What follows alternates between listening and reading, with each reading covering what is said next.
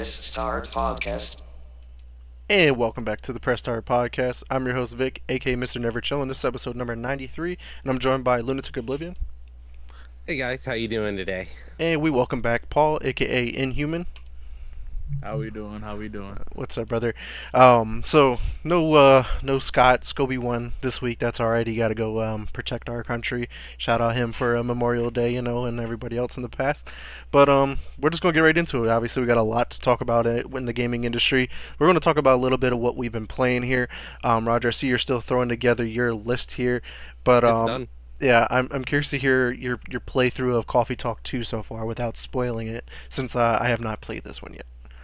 I haven't been sucked into Coffee Talk 2 to be honest. I liked the game and Coffee Talk 1 left a lot it left a really nice hole that I was hoping to fill with Coffee Talk 2, and I jumped into it right afterwards and I was like, I just haven't been pulled in yet. And there's one repeating character that replaces Freya as sort of like your knightly character, and I don't know how I feel about this character yet. And I think new characters is always fun. But if you build a whole new character that you're gonna base the game around as sort of your foil, it has to be good. And I'm not sure I dig him so far. Okay, yeah, that has me worried because I was like, man, I'm really excited to check out Coffee Talk 2, and hearing that, man, it's like, oof. So we'll definitely see how that definitely plays out. Paul, did you play anything other than Warzone or multiplayer? Uh, Surprisingly, I only played like Call of Duty maybe like once this whole past week. I kind of just been sucked into the Mega Man Battle Network collection. Oh, I've been okay. playing. Yeah, I'm a sucker for that stuff, Mhm. and I just been on that, and then. I don't know. I just kind of feel like a kid. I was on eBay like bidding for the old battle chips, like for the actual physical ones. Yeah, dude, So that was so good. it was, man. And then someone had a whole like lot collection of like the one that was just for the cards and stuff. So I'm in the bidding war for that one too. But yeah, no, just playing Mega Man like all week is pretty much all I've been doing. Yeah, that's definitely what's up. I mean, those are always a classic to go to. I know Scott was talking about playing those when the collection was first announced, and he was looking forward to that. So that's always good to hear. And we talked about it before. It's like I played it when I used to borrow it from Roger all the time. Like, yo, can I borrow that Game Boy game? It was really good. Yeah. I honestly I forgot that collection came out. Like I went over to GameStop and I just didn't see it. Otherwise, I might have actually picked that up to play today. Like that would have been a game I wanted to play. And now, Right. man, I'm like, I Yeah. gotta go grab that. Right. Yeah, they might still be in stock on GameStop's app because I know in store it's sold out like everywhere, and people are trying to sell it for like $90 and up like everywhere. Scalpers, Uh, man, that shit's crazy. yeah. Yikes, dude. Might as well just buy it from the It's Nintendo horrible. eShop. Yeah, Fact. right. Yep. Like, It's for me. It was just something about getting the actual physical game. Maybe because I'm just a sucker. Like I look at like this Switch game and I'm like, yo, it kind of looks like a battle chip. No, I need the physical game. That makes sense, for sure. But yeah, man, I didn't really play too much new games this week, but played Warzone 2 and Modern Warfare 2 multiplayer just to keep that going. But outside of that, played my typical Nintendo 64 games with Paper Mario. I'm getting further, and that has freed the my second star. And the game just continues to get better and better. I'm like, holy shit! Like, how did I really miss out on this game? Honestly, that's the crazy part. And then Star Wars Episode One Racer. That's always going to be fun to me. That's super nostalgic, and I'm just really enjoying it. I got to a point where I was like, how the fuck do I beat this race? Like, this shit's hard as hell. And then, like, you just have to go back and beat some of the other races, buy more parts, and then upgrade your racer and stuff like that. So I was like, all right, cool. I was like, now I remember how to do this instead of stomping the yard. yeah, and I see that you've dropped a game. It's very rare for you. Yeah, man. Oh man. The Last Case of Benedict Fox, the game I've been following. It just recently released. It's on Game Pass day one, and it is legitimately like a classic Metroidvania game. Like the map is like 2D. You're just going up and down and Yeah, as we fighting. expected. Yeah, and it feels really weird, and it just isn't my cup of tea. Maybe I gotta adjust the difficulty settings because like I don't know where I'm going half the time, and I'm not running through this entire big ass map to figure out where I'm going. Like I understand Yeah. I'm a detective, I'm trying to solve shit, but like there's like no hints at all, and I'm like completely lost. And then when I get into combat is really clunky, and like the parrying, it's like what is this garbage compared to Star Wars Jedi Survivor recently. Like pairing that was felt so buttery smooth. Where this, it's like I know I'm pairing at the right time or blocking, and it's just like nope, you're not. And I'm like That's how yeah, I felt in Final Fantasy 15. Like that parry system was dog water. yeah, Like, nothing was responsive in that game. yeah. So I played it But for you like said it's on 20 Game minutes. Pass? Yeah, it's on Game Pass. I checked it out for about Okay. 20 minutes. I streamed it. I dropped it for now. I may return to it in the future, but there's just a ton of games out right now that I'd rather go and play. Like I still got to play the Planet of Lana, which has been reviewing extremely well. So it's getting like nines out of Yes. 10, and obviously we got June, which is stacked with game releases. So I'm not really Mhm. worried about it. But outside of that game, I did play some more Jedi Survivor. I basically 100%ed all of the planets except for Kobo, which is the main big planet that you play on. And there's a ton of stuff I still have left to do on that planet. So once I do that, then I'm basically done with the game 100%, which I haven't completed a game in such a long time. So that'll be fun to get through the That's rest of that. But Roger, Sunhaven, you were streaming this earlier today, if I'm not mistaken. How was that? Yeah. Sunhaven's pretty cool. I'm a big fan of like Harvest Moon clones and things, and this is actually one of those interesting games that it's kind of like a high fantasy farming game. So it takes elements of like a top down sort of action RPG, but meshes them really well with a farming style game. You get level ups, you choose skill trees, and you work through your skills, and you kind of build your own unique character, which is pretty cool. And I thought, I don't really have a game for today because the last game we played last week we had to drop because Mm-hmm. we actually soft locked. So it was like, what do we want to play today? And Disney and I couldn't really find anything to play. So I think this kind of where we landed was to let's just play Sunhaven today. Nice and easy. We wanted to play it. Mm-hmm. Yeah, that makes sense. And what about your card games here? I know you got MTGA. How's that been? Yep. MTG's been pretty fun lately. I think it's interesting to see that now Magic the Gathering has changed the standard format. It's now a 3-year format instead of two. So we're looking at a big change coming to Magic the Gathering in paper as well as in the arena. And we're hoping that the ban list kind of keeps up because we typically don't see updates to card bans, which is something that when you're playing a card game, you kind of have to keep on top of it, or the meta gets saturated with one or two decks and that's it. So then Mm-hmm. what do you do? The game gets stale and then you lose your player base. Right. Yeah, that makes sense. So, any other games that you guys would like to talk about at all? I know Roger, you've been playing Tears of the Kingdom. Is that going pretty good still? Yeah, I have so many hours and tears. And I still have only completed one temple. And I'm like, I am having too much fun just running around doing fuck all.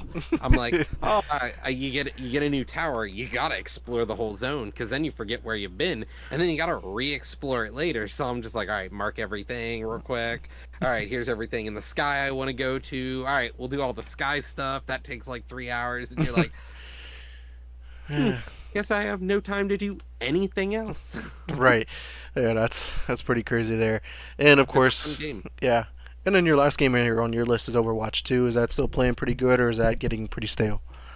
I think it's interesting to say the least because with some of the recent patches, the champion pool has really changed quite drastically compared to where it was. We were sitting in a meta that was kind of dominated by one or two champions, and like that's all you saw every game you played.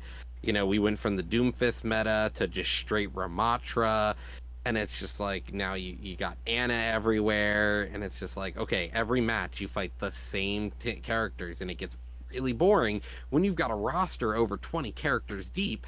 How come you only see two characters on the enemy team every game? And it gets real annoying. Now we're in the new meta, which is Junker Queen, and it's now you fight Junker Queen every game until you start winning, and then they swept back to Ramatra, and you're like, oh my god, can you play something else? Yeah, that's pretty rough. I mean, it's the same thing with Call of Duty. Like the meta Yeah. changes, and everyone has to play with the same one gun. Otherwise, you're going to get shit on. And even though you want to go play with this awesome other gun, it's not as great as this one because that's what the meta tells you. I just miss the good old days of the classic Modern Warfare 2, where any gun could be good. It just depends on how good that you mastered using it and learned the recoil and stuff like that, where that shit mattered. So, yeah, I definitely see where you're coming from. So, let's move on though from what we have been playing to what is upcoming and what we could be playing here, Sue, with our upcoming game releases.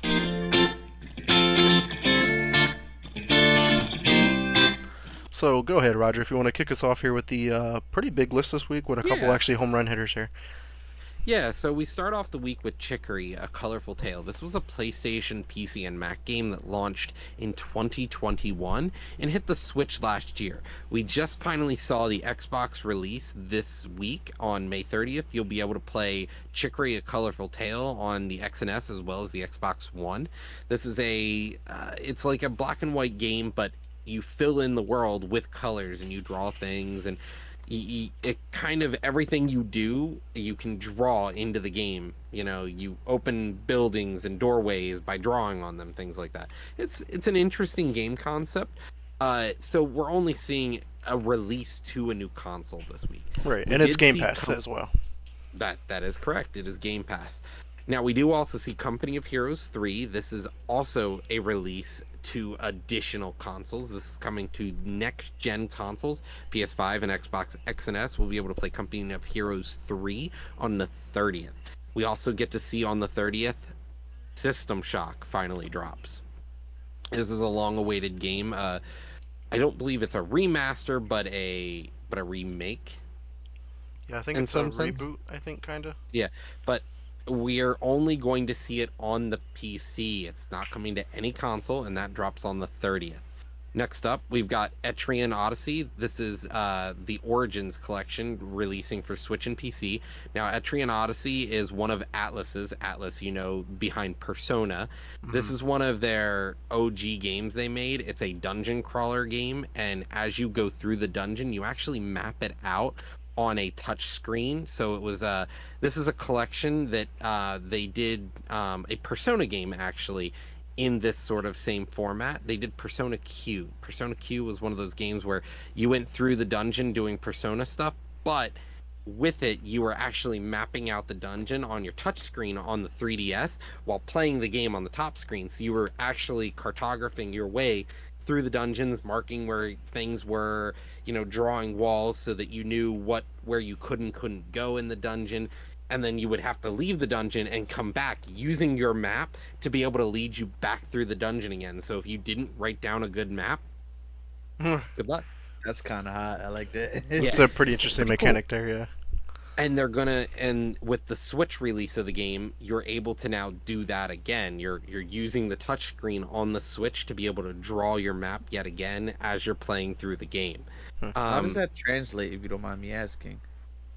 Like, does it like you can watch the actual trailer for that, how it works out. Yeah, on the official website, they have a live demo of how that gameplay will look on the Switch. That's interesting. I like that. That's hot. It's a pretty cool game. Next up, we have Killer Frequency. This is a Five Nights at Freddy's style game where you're doing your job. You're sitting there in your booth, kind of manning your own job. But this is, they said, it's like Texas Chainsaw Massacre or like some sort of knife wielding psycho where it's coming to get you while you're hosting a late night radio station.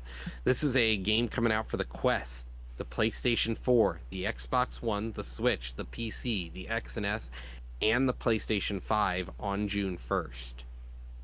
Next up, we've got Skatebird. Skatebird is a game that originally released on PC. It is now getting its PS5 and PS4 release on the 1st of June. This is just like Tony Hawk Pro Skater meets birds. Yeah, I remember when this game came out. This actually birds. reviewed really well, surprisingly enough. Mm-hmm. And then it also was a game that came to Linux, weirdly enough, which was an interesting factoid. Yeah, it's a 9 out of 10 on Steam. Next up, we've got Super Mega Baseball 4. That comes out for the PS5, Xbox Series X and S. We've got the PlayStation 4, Xbox One, Switch, and PC. And then last, before we get to the big hitter of the week, coming out on June 2nd, we have We Love Katamari. There we go. Katamari Reroll Royal Reverie. So this is a Katamari game. You just roll your ball around and destroy the earth and collect whatever you can in your way, make it a giant dung beetle style ball. This is this is a remaster correction, remake remaster collection coming to the PS5, Xbox X and S, PS4, Xbox One, Switch, and PC on the second. Now, ending out the week here on the second as well, we have our crown jewel. Street Fighter 6 is getting its next gen and PS4 release, so it is coming for PlayStation 5, PlayStation 4, the Xbox X and S, and PC on June 2nd. That is the new Street Fighter is launching this week. Yeah, which is exciting, which we'll talk about in a little bit here from the PlayStation showcase. Mm-hmm. But yeah, I mean, outside of Street Fighter, I'm not too excited. I mean, I might give Chicory Carla Fortale a go since it's on Game Pass, and I know it reviewed really well last year when it first came out. So I mean, outside of that, Well, it's 2 years ago it came yeah, out. 2 years ago, Actually. damn. Yeah, so I'm excited to give that one a go. But outside of that, nothing really excites me here at all. What about you, Paul? Checking out Skatebird. Skatebird? Yeah. My kids are gonna love that one, and I'm gonna love it too. I just hope it has like ragdoll effects and everything. Like if you just completely scratch and your bird just goes like flying. No pun intended, but yeah, like that'd be hilarious, man. Yeah, I might No give pun that a check intended. out for the kids. What about you, Roger? Other than Street Fighter?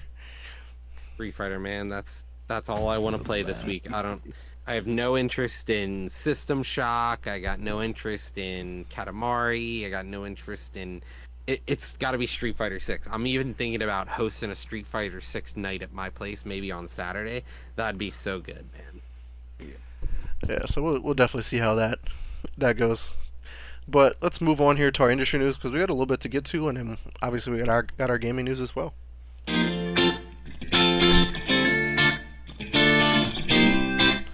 So, going to kick it off here. Obviously, it's like week after week. Very rarely do we have a miss of an update here, but Microsoft, Activision, Blizzard had some significant news here. Microsoft defeats the block in the U.S. court. The lawsuit was thrown out. There was no grounds for it, I guess. So that was awesome to hear. But this isn't the FTC lawsuit. This is the one that was brought up by gamers. Gamers were trying to block this as well as well as the FTC, which if they're throwing this one out, they could probably lead to throwing the one out for the FTC as well, especially with everyone else agreeing to this the way that they have been. But since the deal being approved by China, Activision Blizzard said that they are committed to the Chinese market following the approval of the deal from them. So that's awesome. Obviously, you want to support the people who are going to try and support you. I mean, that's a business move there. That's a no-brainer. Some interesting stuff here, though, that came out was the EU antitrust chief, Marguerite Vestager. I'm probably butchering that person's name. Says Microsoft acquisition of Activision Blizzard has significantly pro-competitive effects in a speech discussing the CMA decision today.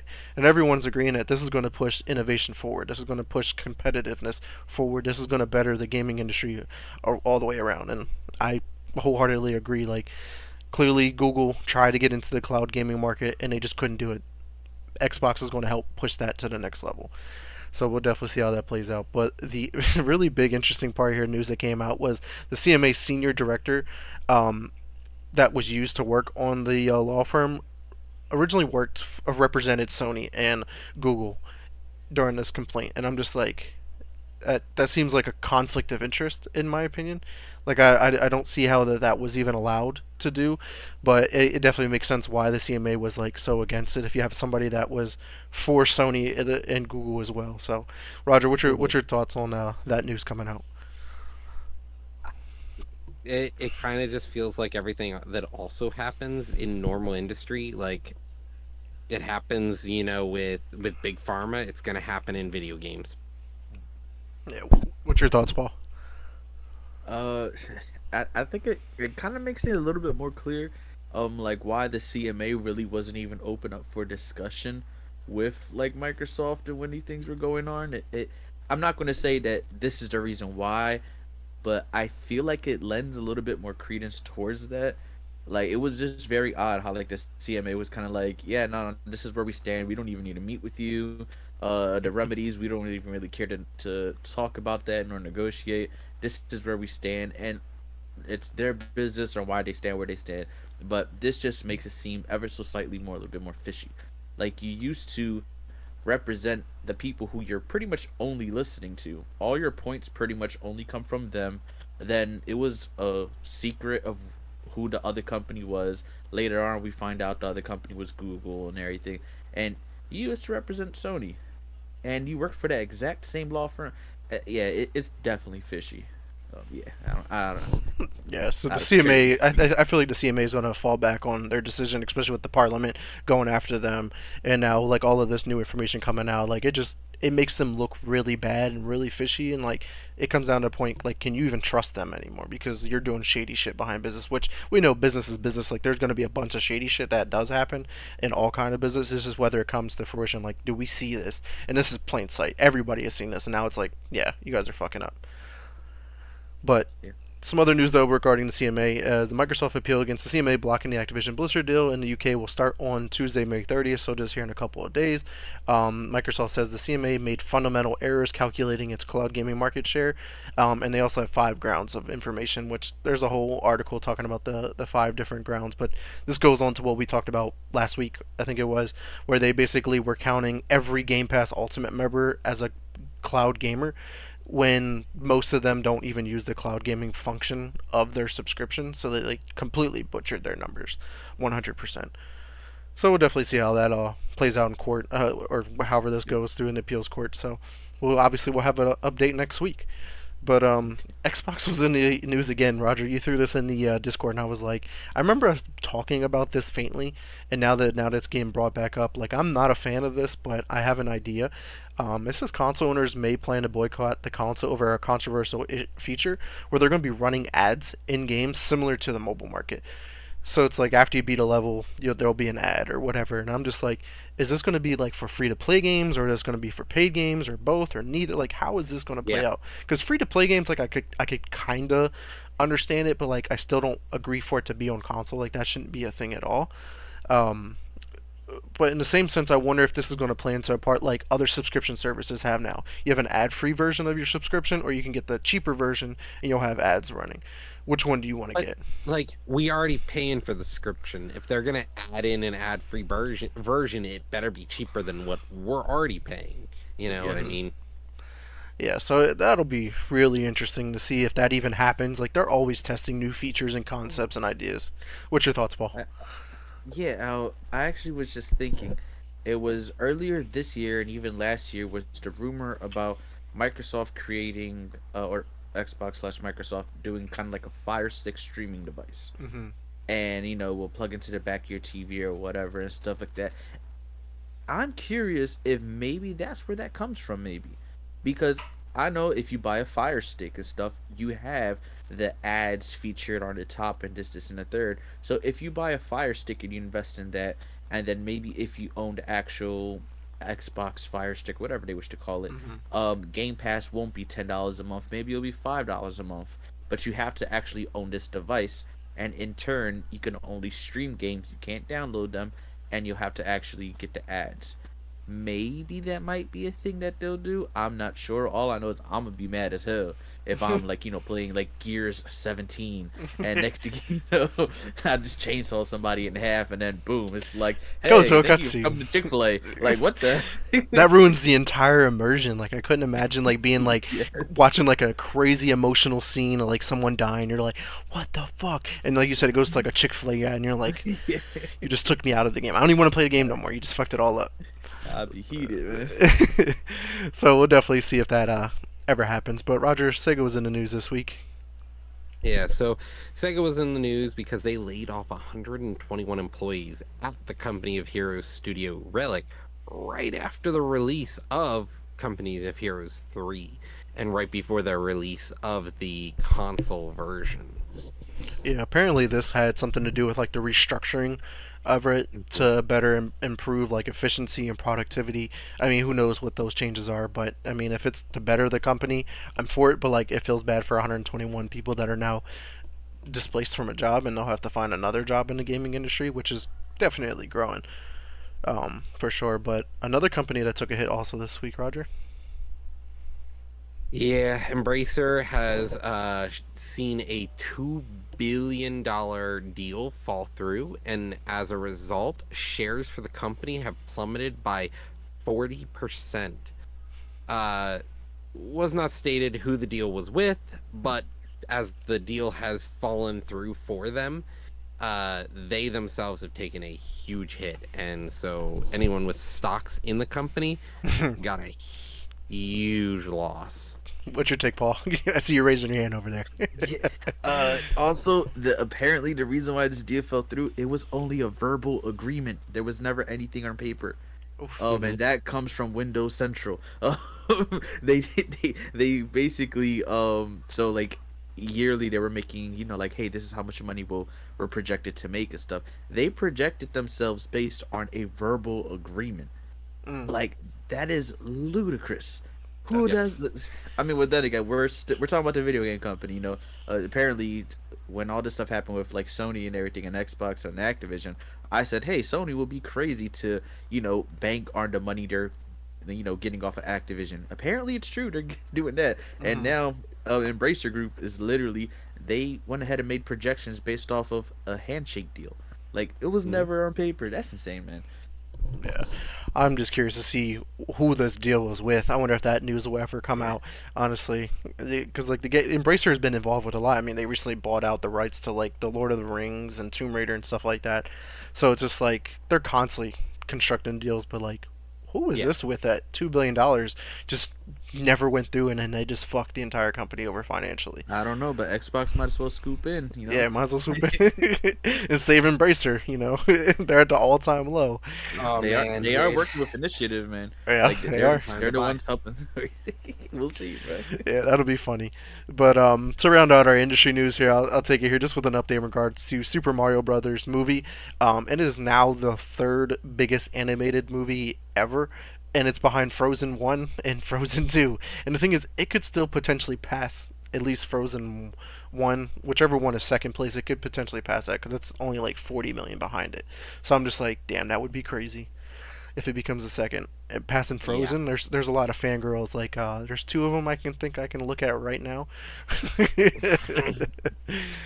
But yeah, so that was awesome news in regards to that. But I did actually want to have an ad break this week, but I definitely did not get my stream set up to do that. So we'll talk about it here real quick on stream. We'll give you guys a free ad break experience. Just want to talk about the apology letters that we've been getting nonstop from companies that release shitty games and then have to release a beautiful looking apology letter. Roger, I think it was you that dropped it in Yep. there, and I'm just like, it has become like the norm. Like, it started with Cyberpunk with those bright yellow fucking with blue lettering. It was so awful to look at, and now it's just like ever since that, every game has released an apology letter that looks better than the damn game. What's your take on it, Roger? We're up to maybe 9 now, and in apology letters in the past like 3 years here, where these are big games that we've been excited for. Yeah. Cyberpunk, Bethesda, we had Forspoken, Battlefield, Redfall. We had so many games. Even Jedi Survivor, they had Yeah. to release an apology letter because they were like, we fucked up. And yeah, they did. It kind of was unacceptable how poorly these things have gone recently in the past few years. When you're going to release a game and you're going to build up months, years of hype, and then you drop a game that is such a steaming pile, and then your only choice is to just write an apology letter because that's the easy out. Is it really an answer? I don't think so. Well, what's your take on it, Paul? Uh, I- okay, I understand that video games are okay. I get it. It's art, and it's fun. This and the third. And I also understand there's a business side. So I do know that, yes, for publishers, you need to get this game out within a certain time. But you also have to think about releasing games in a shitty state, excuse my language, but releasing them in a bad state and everything. You have to understand is that makes you lose faith within the company. Not every, and I feel like people are looking at certain games like No Man's Sky. That was possibly the first utter failure I've ever seen as a launch. And then they got their stuff together. Shout out to Hello Games and everything. Then, the next big pile of crap that we got after that will probably be Cyberpunk, which I feel was an even bigger fail. And then with the updates it got, nobody was still paying attention. Then it got the Netflix anime. Then that's when everybody came back. Can't everybody afford an animation studio to make a damn anime to go bring everybody back? So this situation with Gollum, Ugh, horrible. And then they confirm, oh yeah, we're making another Lord of the Rings game. blew No, my this mind. game, yeah, it was horrible. Like you can't do this nonsense at all. But again, like I say, like I do feel bad because there are developers behind all this stuff, and it feels like we're kind of just constantly crapping on them. But at the same time, I feel like they're doing a Ubisoft right now. Ubisoft has an issue with, hey, it's a very nice shiny pile of shit, but it's still a pile of shit, and we'll fix it over time. Like it happened with Division 2 when it first came out. Hmm. There were some really bad issues. All people wanted was a copy and paste of Division 1, make it look pretty and everything. Let's keep it rolling. They added some stuff. It was just bad and everything, but it got better. And Hmm. stuff. Same with, every Ghost Recon. Starts off a little wonky, gets better later on and everything. And they consistently do that. People need to stop releasing Ubisoft games. Allow them to dig themselves a grave, and y'all do it. But I also feel like it's PC ports that are the issue now. Hmm. It's like they're the ones suffering the most. Yeah. My issue is if you're not good at launching, like Rockstar. Rockstar sucks at doing PC ports. They really do. But in time they have gotten better. These companies got to understand is that once you lose the faith of people, people are finally starting to vote with their wallet. So Hmm. you gotta stop this crap. So that's where I stand, man. Just developers, if it's not ready, let it cook in the oven a little bit more. Cause Jedi Survivor Hey, suffered for that. Yeah. and look what we have about Breath of the Wild. This is a thing we're going to cover here shortly, but I think we can cover it now. Is they actually said, after Breath of the Wild, they were getting ready to release Breath of the Wild 2, and they were like, okay, it's Tears of the Kingdom, and maybe we can release it. And they were like, let's delay it a full year. They gave themselves a full year to polish the game. It was playable a year ago, and they were like, it's not up to standard. And now look at it. Mm-hmm. It's a great game, and like that was with a year of polish. Sometimes you're like, man, maybe we should release this game. Maybe just think about what would another year look like. All right. The issue is with the delay of Tears of the Kingdom, there was no official release date prior to them apparently delaying it, so we didn't know it was delayed a year until they Yeah. just came out and told us this. We're like a lot of games that have the issue. They're like, look at Starfield for instance. Starfield was supposed to release on 11/11/22 or whatever, and that Yeah. has now gotten delayed almost a year. And it's just like Okay. we appreciate the delay. Like we understand that you guys want to make sure that this is polished, but it just goes to show like you can't announce release dates too early either. Give us like a time, like give us a year, maybe 2023. Okay, don't count on 2023. We're gonna delay it to 2024. That's fine. Like don't Yeah. give us a Just something specific like date. 11/11, Yeah, 22, and it's like, oh yay! And yeah. then they're like, never mind. Never mind. Now that Nope. trailer has no meaning to it with the numbers appearing on the dashboard. Like, Yeah, no, and like it was, it's like look at Gollum, and we look at the previous Lord of the Rings game that featured him in 2012. The game is crisper, cleaner, and looks. People were like, you need to be able to release a game that in 10 years' time, somebody is going to look at him and go, that was a good game. That was good. That still holds up to the test of time 10 years later. Maybe not 20, but 10 years later, it still holds up. Like, I look at games in 2012 and I go, that game still holds up. Gears of War 3, that game still holds up. yeah. All the Arkham games. Mm-hmm. Yeah. And I think that's what we're missing out here is just the fact that like Lord of the Rings Gollum looked like a PS2 game in 2023. It's crazy to think I'm looking at a list of games from 10 years ago. BioShock Infinite, The Last of Us, Grand Theft Auto 5, Assassin's Creed Black Flag, Devil May Cry, Rayman Legends, The Legend of Zelda, A Link Between Worlds, I think it was. Yeah, The like re-release. yeah, so like there was a ton of fucking phenomenal games 10 years ago that still hold up till today. But yeah, Gollum, it's the worst reviewed game of the year so far, and it deserves it because it looks awful. I thought it looked like a PS2 game. Mm-hmm. Like it was that bad. So yeah, so hopefully, but circling back to the main point of our free ad break here is the apology letters. Like yeah, it's a good business decision, but like make a better game so you don't have to release these apology letters. Get ahead of the issue before you have to circle back. So Yep. that's all enough of that ad break. We can move on here to our gaming news.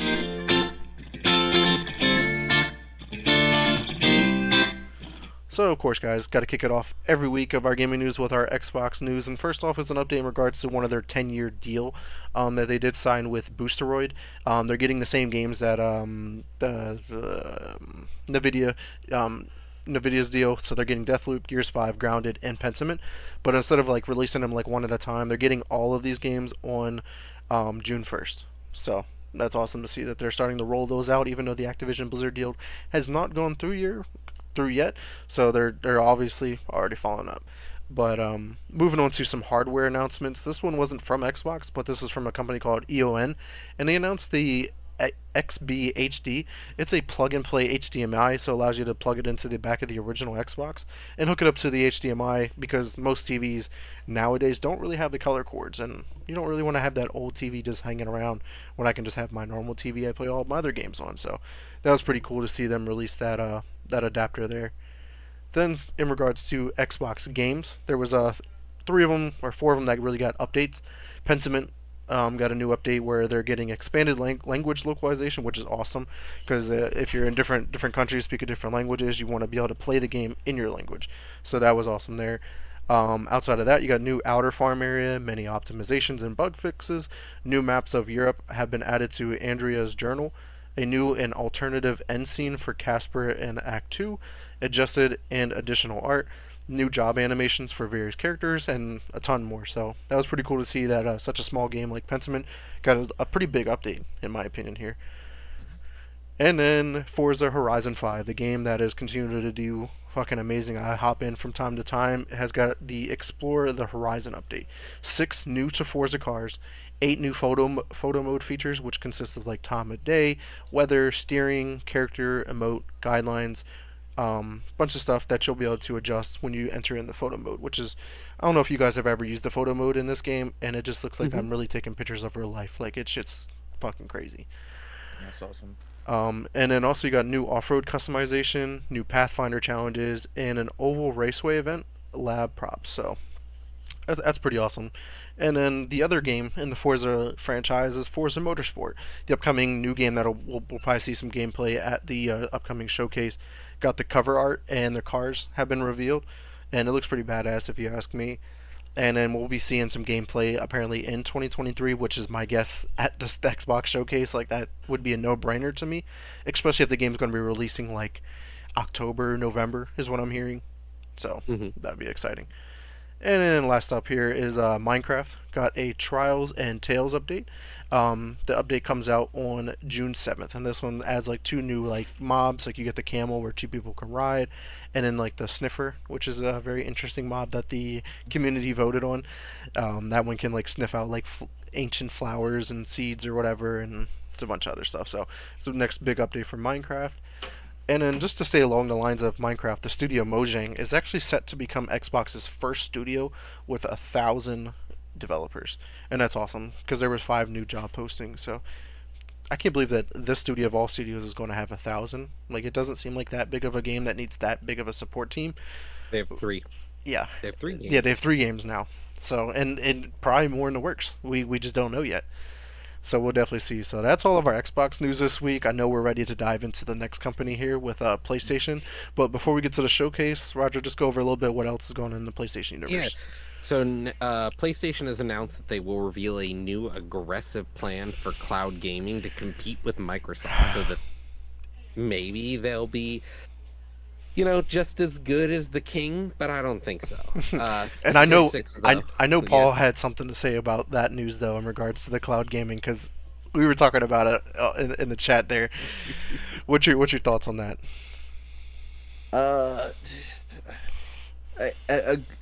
I could understand if you're trying to go aggressive with cloud gaming, but it's hard when, especially, I mean, we'll get into like their cloud gaming device, but it's extremely hard when you're trying to get aggressive with cloud gaming when your device for it specifically relies on you owning a $500 console. That's very difficult because your cloud gaming, it's, unless they plan to do what Xbox does and releases an app for your phone or tablet. that they can do that. My only issue is like, their games, I don't feel like they're gonna hold up well. I mean, like you were saying earlier when you said the game you were playing uh on Game Pass. As you said, you were streaming it, and Hmm. he said that when you parried, it really wasn't working well. Right. That could be attributed to the fact that you were streaming the game, so your parry isn't really responsive Hmm. as you would think. Well, I wasn't streaming Now, the game specifically. I was live streaming it to oh, Twitch. oh, So, okay, my bad, so I have my I had it apologies. installed on the console. Okay, but like when I play Need for Speed and I stream it on Game Pass, that crap's horrible. Hmm. Now, this company who doesn't already have much invested in it and they're just now aggressively trying to do it, it's going to be hard. Yeah. And Microsoft's going to honestly, they're going to need to start putting up more money because once Sony starts locking down a lot of these third-party games and they want to put it into their streaming cloud stuff, those contracts look different. So I don't know, man. Yeah. Somebody get wild. And the other thought that you brought up was like I think it's funny how PlayStation wants to actively aggressively get into the cloud gaming after coming at Xbox for doing it, and then Xbox is getting the proof and they're like, wait a minute, we should get actively aggressive into cloud gaming. They're like, I, I completely forgot that it said that. Yeah, so yeah, so pretty much is like, yeah, Xbox got crapped on when they were like, hey, TV, TV, TV, and I understand that with the launch of the Xbox One. And then everybody for the most part now uses their console as a multi-streaming service device and everything.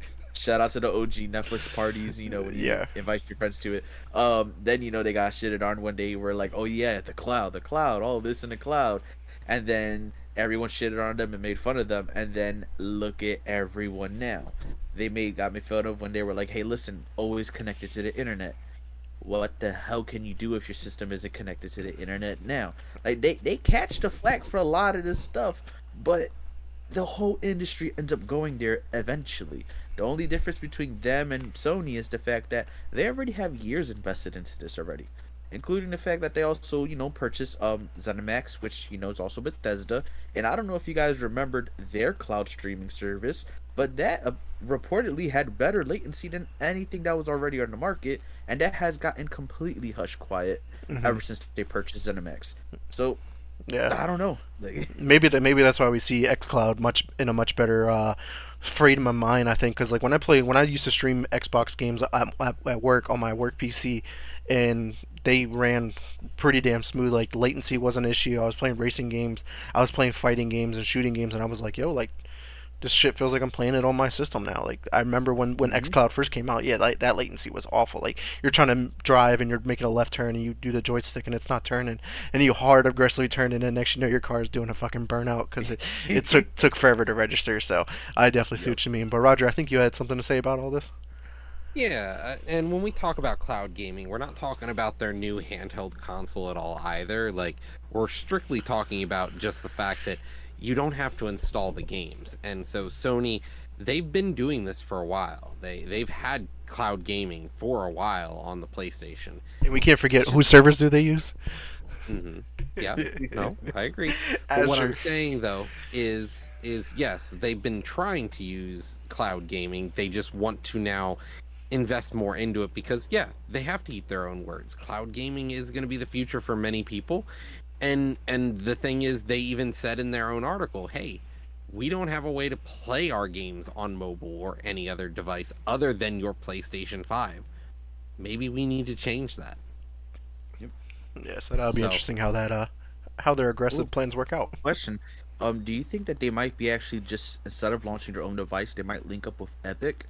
Because Epic, if you have an Android, I'm not sure how it is on Apple devices, but Epic actually has their own game launcher. So like you could go to the App Store, download the Epic game launcher, and then through that you can launch like Fortnite and stuff like that. Do you think with Sony owning at least a minority stake in Epic, they could possibly go that route?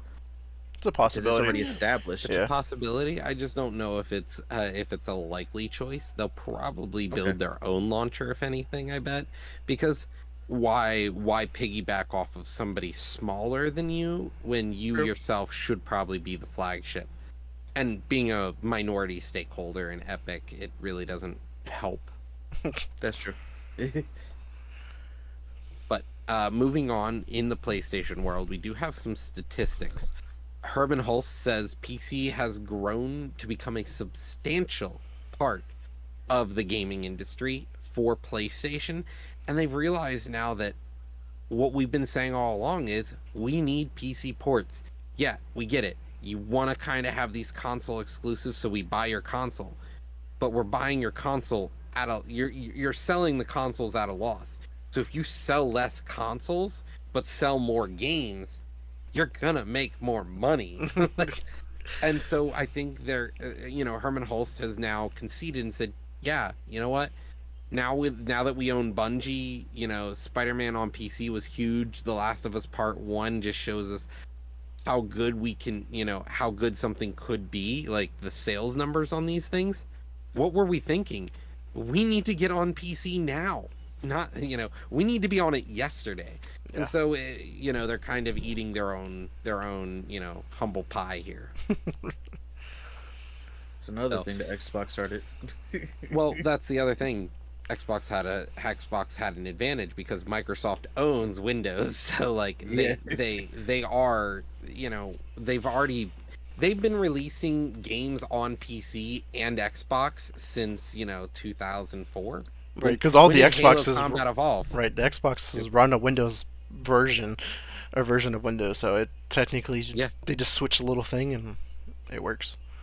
Yeah, it was running a lightweight version of Windows when they first built the Xbox. And if you haven't seen the documentary on the original Xbox that Microsoft released, it's very good. It kind of really talks about the industry really well and the success and fail. But like 2001, we had Halo Combat Evolved on Xbox, Windows, Mac OS. Like, it was huge. Like, they went across the systems, and it went to show how successful a game could really be. And then, going back and releasing the Combat Evolved Anniversary for PC, huge sales. Yeah. Huge. So Sony's like, well, maybe we are doing something wrong.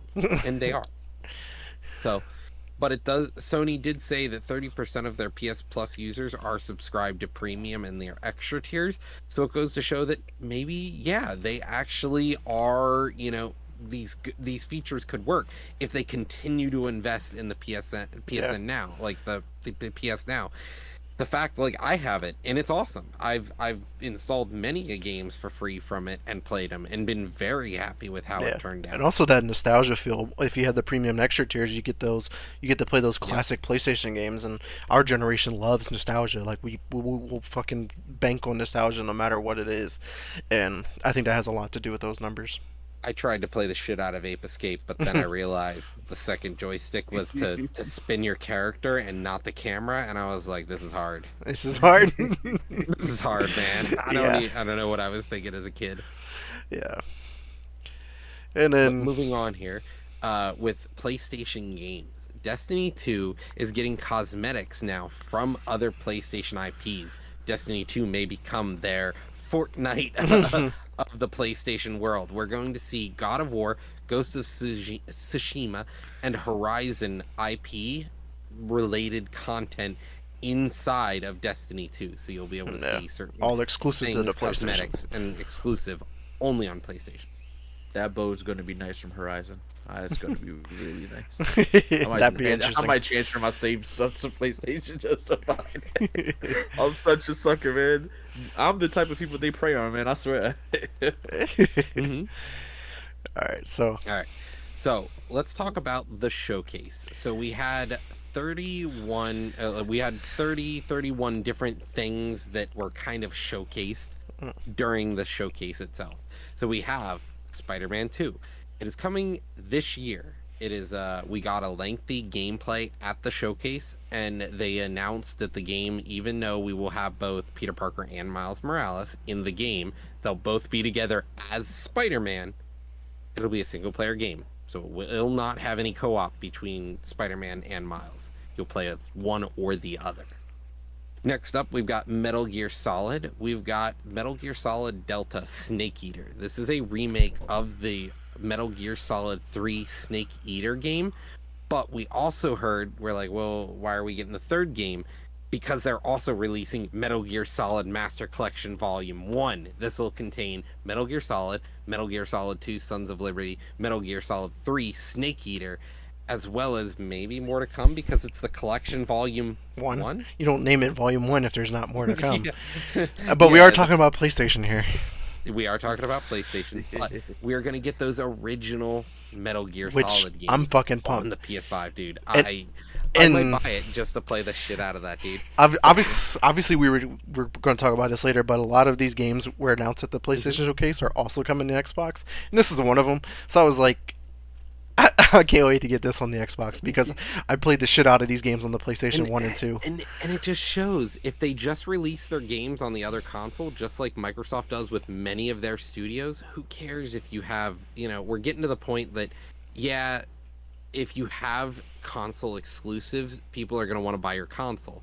But the problem is, you're selling it at a loss. So do you really want people to own your console, or do you just want them to play your game at this point? Yeah, And that's I why think it's Xbox is getting silly. successful.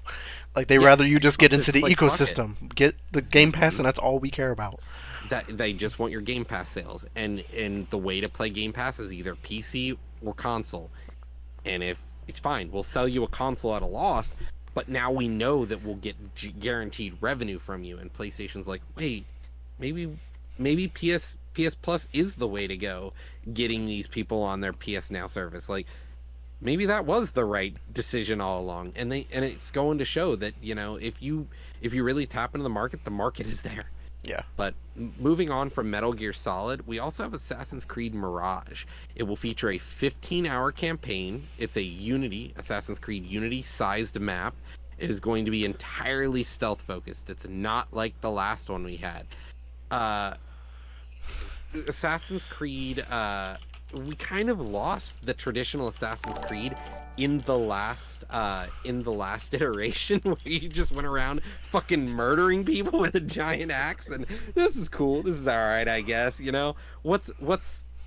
So we're gonna go back to what made Assassin's Creed good. There will also be a reputation system, and we'll see the game drop on October 12th. So go ahead, it looks like you guys have something that you want to say about this game here. Well, I was responding back here real quick to the Wandering Yeah. Musician. We appreciate the follow and glad we can make your day much better. Hope you enjoy the show because we have a lot to still talk about. But go ahead, Paul. Oh, nah, bro. Okay, so first off, the trailer itself, if you just go watch it, for anyone who hasn't seen it, please go. The majority of it is in game, like, and you can see it's in engine, like all of it. It's pretty much just, hey, put the shit in photo mode and look what he can do. So it looks amazing. So in terms of the map, so they said, if I'm not mistaken, the map is, the density is going to be like how Unity was. Hmm. But the map is supposed to be smaller than Unity, but have the same density. Whatever the case may be, I personally don't care. It's a 15-hour campaign, so that's amazing. Uh, as you said, a reputation system. I love that. So, it's going to be similar to how like Brotherhood was, in a way where you could pay somebody off, and hey, it lowers your reputation, or start ripping posters down, whatever the case may be. I am extremely hyped for this game. They got the whole hiding within, people, walking around the town, just like how Unity was, sitting on a bench, and everything's good, man. They got pickpocketing back. I love it, man. It's beautiful, and the colors, and the fighting's amazing as well. Pre-order the game. Wife got me Yeah. collector's edition. I'm happy. Hey, let's go. And it's crazy, right? Like this is a game. It's coming out October 12th. It like we were talking about. Our birthdays are all in October, except yours, unfortunately, Paul. But October seems like it's going to be a great month for gaming because when this trailer first came on board, I was like, are we getting Assassin's Creed 1 remake like from the ground up? Because like that's what it looked like, but it looked like the modern version of how that game was going to look. And then we're like, no, this is gameplay from Mirage, and I was just like, yo, like this shit looks good. And like I just recently played Assassin's Creed 1 for my first time not too long ago, and I beat it, and I was like, yo, this game's fucking dope. And now I'm gonna get like basically a modernization of that gameplay and those mechanics. You got me hooked. And the fact that it ties into Valhalla, which I also recently beat a couple years ago, like Hmm. I'm sold. You got me. Yeah, honestly, to me, when I saw some trailers for this, I'm like, maybe I want to get back into Assassin's Creed. I put the game down because it kind of ostracized me. The gameplay left what I liked. They killed off my character that I liked so much. They were like, who cares about the overarching story? And I was like, that was what made Assassin's Creed good to me. But they were like, let's kill off the main character, and you're like, Oh, so I you got to finish Valhalla's story. Oh, you Yeah. gotta finish that. So Woo! I pulled away from the stuff, and I was like, I don't really know, but maybe I'll go back, and if I like this, maybe I'll play the games that I missed because Right. I stopped with Black Flag. Yeah. Well, I mean, Oh, I don't okay. blame you because Black Flag was actually probably like my real introduction into the franchise, and I was like, man, this game's terrible. Well, not actually my bad. Second game, I played Syndicate. Syndicate was my first one, and I was like, Ooh. oh, this game was so good. I really enjoyed Syndicate. I loved because it was in London, and the fact that me and Roger been in London, I was like, I connected to the game a lot better, and I liked how you can flip back and forth between brother and sister, Evie and whatever the other person's name, Fry, and Jacob. yeah, Jacob Fry, and that was pretty awesome. I was like, cool. Well, I clearly missed out on this franchise. Let me grab Black Flag, and I was like, oh, this is garbage because I didn't like the naval combat, even though a lot of people love that. And I was like, this isn't Assassin's Creed. I didn't sign up to play Pirates of the Caribbean. I want to play Assassin's Creed. Like I want to assassinate people, not get into cannon fights out in the ocean. So I was like, I dropped that game. So Roger, I can understand why you probably stopped there, but Unity was great. Every game after that I thought was a lot of fun. Origins was great. Odyssey was great. It just games got longer. Like they became like 80, 90 hour games, and I'm like, fuck.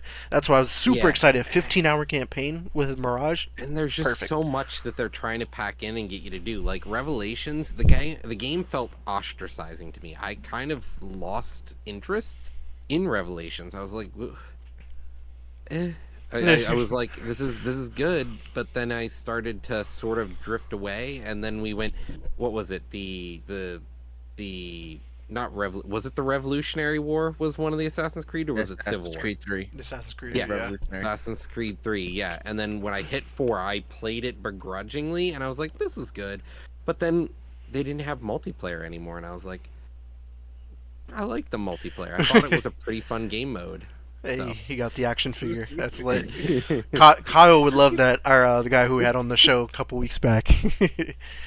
Yeah. All right, guys. That- So let's keep I moving agree with on you there. here, though. The showcase was big, and we're only on number 4. Number 5, we got Alan Wake 2. We got to see more on what we're going to be getting. It's going to be coming out.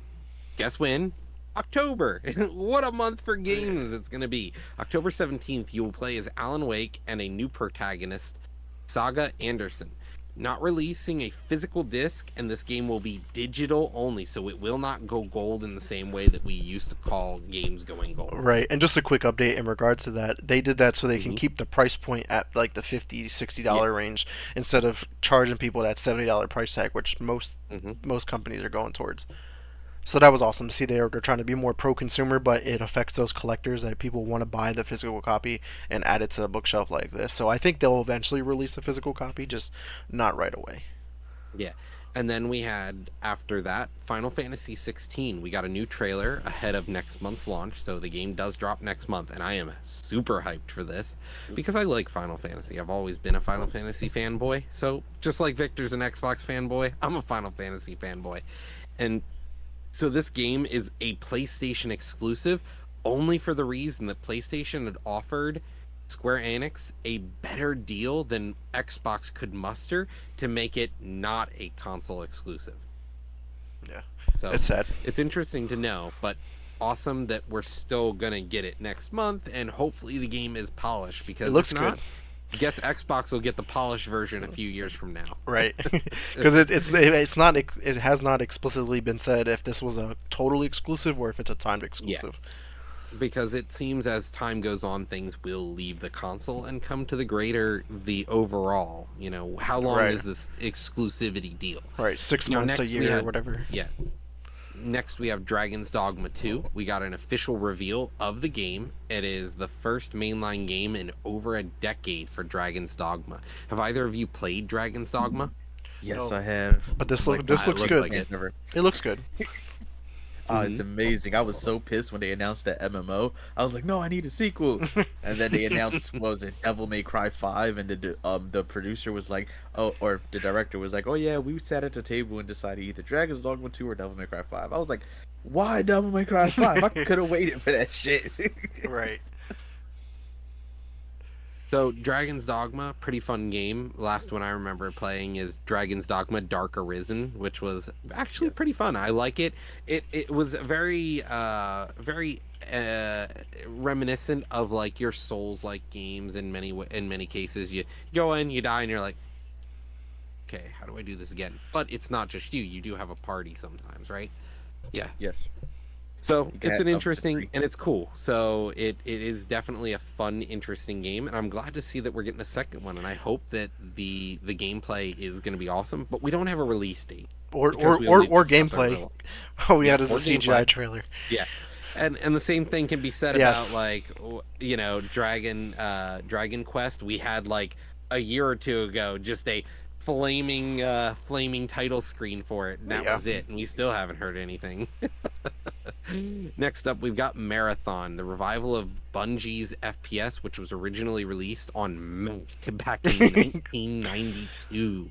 Okay, This was a huge surprise. Like, it came on screen, I was like, okay, it looks dope. And then, like, the character ran across the screen, and it was like Bungie, and I'm like, is this like a Destiny 2 expansion, like multiplayer mode or something like that? And it was like Marathon. I was like, that sounds familiar, and I was like, oh, like that was like their OG, like first, like one of their first games Yeah. they've ever developed, and it's coming Yeah. out. Now, what makes this actually interesting is that when they first separated from Activision, I believe it was, there was a report that they had apparently had a deal with a Chinese company that like gave them a lump sum of cash, like injected the company with money so that they can make a game. And it was pretty much dead quiet after that. So I'm guessing maybe this is what be. they came up with. I'm not sure, but if it is, man, hopefully that cash worked out. Cause Yeah, look, I'm just we'll get sad. into it. I'm just sad to see the other part of this is it's a PvP focused game with no story it's mode to just it. going to be an arena shooter style game. And it's because like No Sony wants more of those like live service games, and we talk about it all the time. That's not what the gaming industry needs. But PlayStation is late to the party, and they're like, hey, we need live service games, even though they're dying out and nobody wants them anymore because there's too many of them. But we're going to make another one. So I'm really worried about that aspect of this game. Like just to think about the fact that you have to, like another battle pass game. Do we need one? And we're gonna talk about another battle pass game later, which pisses me off. But like, do we need another battle pass game? No. No. You can only really do 2 battle passes. I struggle to do 2 battle passes, and I do 3. Well, stop playing Tears of the Kingdom so damn much. You'll be able to get through other Yeah. ones. Right. Because I'm over here like I can't do COD, Overwatch, and MTG Battle Pass. What am I doing, man? It's too Wait, much. Magic the Gathering got a battle pass now? Yeah, in MTGA you have to keep up. Like there's a battle my pass to get God. extra packs and shit like that. But yeah, it's like, man, I gotta play gotta win 3 games every day to progress in the battle pass to finish it Right. on time. And I that's didn't why I even stopped finish playing it last Destiny. season. And my I couldn't last play Destiny 2, Call of Duty, and Call of Duty Mobile. I couldn't do all 3. I said, I'm Yeah. dropping Destiny. And I'm just sad to see that Bungie's like, yeah, live service game. It's like, Right, and that's the negative part about being bought out by Sony, because man, like Bungie's really good at storytelling, really fucking good. Halo was fucking phenomenal. Destiny's lore was fucking phenomenal with all those codecs and like the deep lore, people who actually cared about the world. It was there, and now we're just gonna get a PvP game that you're banking off because it's a revival or a reboot of like. I don't know, man. I just yeah. I feel ya. So keep moving on here. Street Fighter 6. We did get a new look at the story mode. Then we had Jade Raymond's Haven Studio reveals. We can't Oh, blow okay, by okay, okay. Street Fighter 6's like basically official reveal of the story mode because Yeah, the only yeah. content we've been getting is like multiplayer, like just Well, nothing. no. We knew there would be a story mode. No, we did. Saw it last. This we is the did. first time that we did. got an in-depth Oh, yeah, like I get story. you. We knew they announced it. That was solidified. The last trailer we got, which was at Summer Game, not Yeah. Summer Games, at the Game Awards. They all but told you, yes, you're going to make your own character. Then you're going to take your character through the story. They announced, But they that. talked That was about already the announced, story but now during this we have- trailer. Yes, And it looks we got good. an in-depth look. I Oh, was yeah, don't get me seeing wrong. people on Facebook talk about it that I didn't even know who played video games. I was like, Yeah. oh, like you're intrigued by Street Fighter 6 story mode, like creating your own player, like you're playing 2K, like you're a high like. All right, got to talk about it here on the show to me, because it's like really that's cool. crazy when you can include gamers that aren't normally gamers. That's But fair. yeah. To me, like, we already knew it was coming. I'm No, yeah. excited for it. Yeah, I was like, from the get go, we knew for the past 6 months that we were getting this, and that's why I'm buying Street Fighter 6. Because the last time I had an actual genuine story mode, like, was the last one that I truly remember a cool story mode was Mortal Kombat had one where you traveled through the different realms and you were just kicking skulls off of people, dude, and you were like learning from secret masters, but Yeah. you were playing as your own character in the Mortal Kombat Yeah, world. me and Like, you I'm played excited one to of do that in those Street Mortal Fighter. Kombat games co-op Mhm. on the PS2 back in the day, split screen. Yeah, dude. And used to fuck, or not even split And- screen because it was just one screen. We used to fuck shit And up. I fucks with that. Like even Soul Calibur had some really sick, like, story modes where you had an adventure world, and that was cool to me. And then we somehow at some point reverted back to just like Tower of Death, and you're like, okay, just fight one guy, cool, we're done. Yeah. I'm just gonna go fight my friends instead. And it's like there are so many fighting games that you're like, I can move on. But like Street Fighter 6, the fact that there's a cool story mode, And it's like I'm open in. world too, fucks with kind of. it, if you can build your own character, it kind of adds a depth to play, to competitive play, because now you can build a character to counter meta. You don't have to learn a character and hope that they can counter meta. No, you can build a character, and I'm hoping that they balance the game around the fact that you can build your own fighting character. And You can build see it your now. own It's going to be moveset. like 2K, and people are going to find those overpowered builds that Oh yeah. everybody is going to have. Otherwise, the game's going to be unplayable. Yeah, but with this, it's going to be a little different. I can say than 2K will, because like, yeah, you can have certain characters that you want to build certain ways to do certain things, but I think it's going to be awesome that Street Fighter, you might be able to build that kit that helps. Okay, somebody's just going to sit there and they're going to do aerial moves, and it's all about aerial play. Well, maybe there are going to be ways to deal with aerial play by building your character to counter that. And I think it's really cool that we're going to have this, and I'm excited for the story mode. But we knew this was coming, and that's why I kind of glossed over it, because I didn't really see any hype from other people around me, but I knew people were already hyped for it before this. Yeah. So, but moving on here to number 10, Jade Raymond's Haven Studio reveal Fair Game, a competitive heist experience coming to the PS5 and PC. Are they learning? Like, are we Yeah. getting games that just don't come to the Xbox, but Yeah. they come to the PC and PS5? That's awesome. Yeah. And, This game looked okay. And the last heist game we truly had was Payday 2? freaking Payday on freaking Steam. That's the last one I remember. And like, I could use a new Payday style. Unless game, you're talking about but, GTA like, 5, which has been forever. Then they added that That heist was- DLC. Not it took like 3-4 years to get the heist DLC. I was done playing 3 or 4 years into that game. But I hope whatever we get for the next GTA will kind of live up to that. yeah. Apparently, But this game is haven't also another live service game. So I'm just like, Of course. like PlayStation's gonna have like 10 It is. live service games. They're like, why isn't everybody playing all of them? Like, it's hard. can't you play 10 live services at once? It's like, because I can't. But next up, we have the Talos Principle 2. We got an official release of this year, sometime. Yeah, I was like, what the fuck? Yeah. And next up, we've got Foam Stars. This is a Splatoon clone coming from Square Enix. Bro, when this first came out, I was like, is this like a mod? Like, is this like it was identical to Splatoon, just made by Yeah. Square Enix. And I was like, this is a ripoff. Seeing this game Yeah. really hurt my head. I like when it first came on, I was like, okay, this is clearly a Splatoon ripoff. But in my head, I really thought it was a Ubisoft game. Like Ubisoft Yeah. has this weird thing of like everything they're trying to do from here on out looks like if it's some type of Fortnite-esque, like, oh, we're just gonna use all the assets from Epic Games to just try to make a Yeah. and stuff, because like what was the roller champions, I think it was. Hmm. Like it just seemed like that, and I was like, nah, there's no shot that they're really about to rip it off. And yeah, but it's Square Enix, which makes it even But- weird. Yeah, but the thing to take into account is Splatoon is a niche game that exists all its own in its archetype. So Yes. it could use competition, because like Splatoon has been by itself for quite some time and hasn't Yes. really made that many advancements. Maybe this game could do something for the genre, or maybe it could just show that Splatoon is just the king. Right, it's a one of a kind game, you know. Yep. Next up, we do have a game coming from Devolver Digital, our favorite indie studio developer. We have The Plucky Squire. The Plucky Squire is like a storybook style adventure game where you run around in both 3D like a top-down sort of exploration game and a side-scrolling game.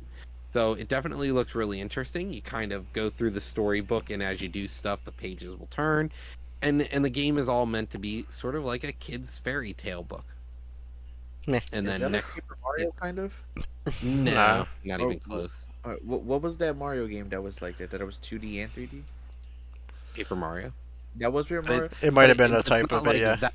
Yeah, the problem is it's not 3D like you're thinking 3D. Like Oh, gotcha. it's up down. Well, this one you can go up down left right. You can't go up really. So it's just you look top down instead of side. So like this is the perspective, like you're looking down as God, and the next one's like you're looking, like you're an audience member in a movie. Got you. Okay. But next up, we've got Phantom Blade Zero, a new hack and slash RPG. It looks really crisp, but did we get a gameplay trailer? Because I don't think it was a game. Yes, it was. We did get a gameplay trailer. Yep. We got the announcement. Did have gameplay, and it does look really nice. And what's really nice is this should be an RPG, a single player RPG, not a live service game, and it looks really crisp. It's a very quick paced sword fighting game, where you're actually fighting, countering, battling people, 4-on-1 style combat where you're trying to keep up and not get hit. Yeah, It looks really good. It looked And, like the another enemies- Dark Souls games or Wolong. And the thing is, like, it's not like we have too many of these style of games. They're always fun, and they can always be, you can always add to the genre and make things smoother. So, like, I'm excited to see where this goes. But, we've had so many good successes from Sony this past 2-3 years that are hack and slash games. We've had Ghost of Tsushima.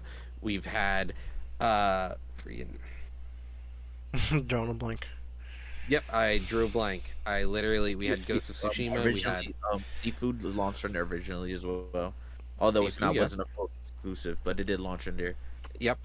But we've had many games come to Sony recently. Like Sony had Bloodborne, which was an exclusive for them, and that was a hack and slash that was from Software, but it was awesome. We're looking at Sony being. I find a lot of times they get these nice hack and slashes first, and they're beautiful.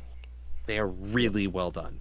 But we don't get enough of them. I find. They tend to not give them enough to us, but when they do, they succeed. So maybe, honestly, I'm going to go on record saying this is probably going to be a success. Sony doesn't miss when it comes to these hack and slashers. We'll see. Yeah. So next up, we have Ghost Runner 2. Ghost Runner 2 is coming sometime. We did get that it will be this year. We did get an announcement trailer for it with, I believe, gameplay involved in it. So it looks pretty cool. It is a driving game, if I'm correct. Ghost Runner? No, it's like a parkour game, more or less, but like you're fighting with like swords and shit. The first one looks really dope. I actually want to play it. But there's also driving involved, it looks like. It looks like they're adding it. That's a new mechanic Yeah. in Ghost Runner 2. Like you'll be able to like drive as well. Yeah, because like the first minute of the trailer, or like the first 30 seconds to 45 seconds, they're like, look at our cool driving. And then they're like, okay, parkour. Yep. Okay. Yeah. So, So I mean, it looks good. I've always wanted to check out Ghost Runner, the first one. I'll eventually play it because it's like a cheaper game. It's like $10-15, and then Ghost Runner 2 was announced. I was like, oh, cool. So I'll eventually check it out. It's one of those games that is constantly like if you have Xbox Live or like PlayStation Plus, it's one of those free games a month. Like it's constantly on that list, and yeah, it's probably like maybe like $20 now, so maybe cheaper. yeah. Then after we had Ghost Runner, we had Helldivers 2. Helldivers 2 is the sequel to the co-op action shooter from Arrowhead Game Studio in 2015. This is it kind of looks like a a Starship Troopers, if you will. You're fighting a bunch of bugs across a planet with your teammates, and literally the tagline for the trailer is "It's time to take out the alien trash." And the idea is you go around the planet shooting tons and tons of bugs with massive guns, flamethrowers, ordnance. I really thought this was like the worst time to announce this game ever. The fact that with the success of Starship Troopers is like roaming free, and it's like then the announcers are like, "You just ripped off another game." That's what it looks like, even though that this is a sequel. So you're just like, it's like just poor timing. Like, wait, this game could have waited. But, Yeah, it could have waited, definitely. And it looks good, and it's gonna come to PS5 and PC, which is awesome. Like, Yeah. we're gonna See, get actual PC releases, but are the need to ports do gonna more be of good? right, and are they coming day Yeah. and date, or are they waiting a year? Yeah. Next up, we had Sword of the Sea. This is a game being developed by Giant Squid, who created Abzu and The Pathless. So, Another indie game. another indie game, something that we kind of have always been, Sony has kind of been against, are now like, well, Microsoft does it, we should too. But this is going to be sort of like it's like a surfing game in the desert. Yeah, it's if really you will. interesting. It looks interesting, and I hope it does well. But we also got Resident Evil 4 VR. We got the announcement for that with no release date, but that's awesome to see. The last Resident Evil VR game that we got was really good. So I'm excited to see where we land with this on the PS4 or the PS5. But we did already get Resident Evil 4 on the Quest. So This is just the port Yeah. over to the PSVR too. So yeah. So hopefully it holds up on the PSVR. Next up, Five Nights at Freddy announced their new PSVR 2 game coming later in 2023 called Help Wanted 2. Then we had Neva, from a hit indie game creator who made Gris. We're getting a new game from them sometime next year. So now we're getting into some of the games we're going to announce are coming not this year, but next, including Cat Quest, Pirates of the Perdian. Parabian.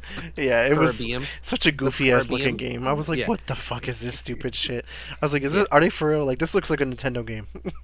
And this game will be coming both to the PlayStation as well as PC. You can already find and get it on Steam for pre-order, but it looks interesting.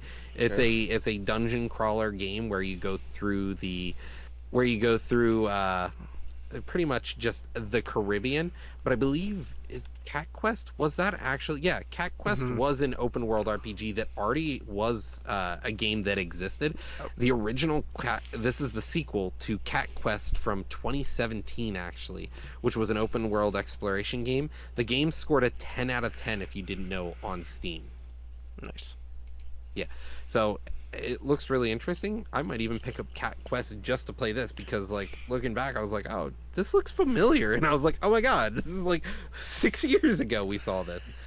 Yeah. Next up, we've got the Towers of Agazaba. Blah, blah, blah. Yeah, something like that. Yeah. This is a exploration game, an open world experience where players can build a vast settlement and grow sprawling ecosystems on a fantasy island. It has underwater, sky, it has, ground, it has caves. It's an interesting sort of, it's like, I would say maybe like No Man's Sky style, artwork where a lot of the creatures are just sort of funky and very based off of things like the human body, for example, like zooms up of like parts of the inside of people, like white blood cells, it looks like, and things of that nature. Like one of the screenshots literally has giant hands that are truncated here with their bones popping out, just crawling around, and I'm like, this is weird. But do we need another sandbox game? Nope. No.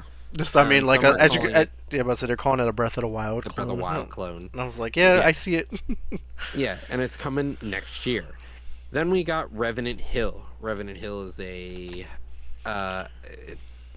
looks like a storybook style game here. It is coming to PS5, PS4, and Steam.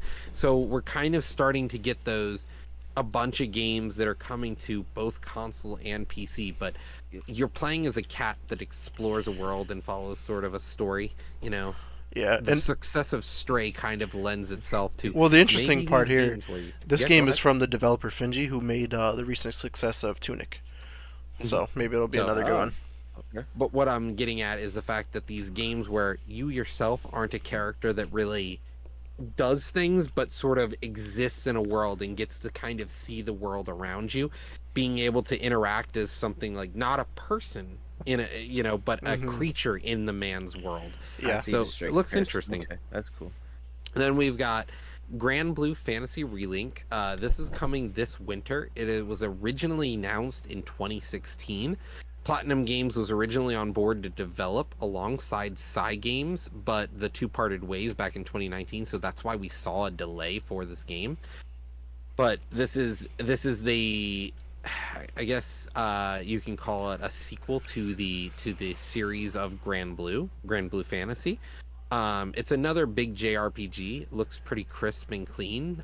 We did get to see gameplay from the game, and it does look nice. It is the thing to keep in mind. It is an action RPG where it's you're fighting in real time. It's real time battles, but it's a party battle. So, like Final Fantasy 11, I think 11 or 12. Which one wasn't the MMO?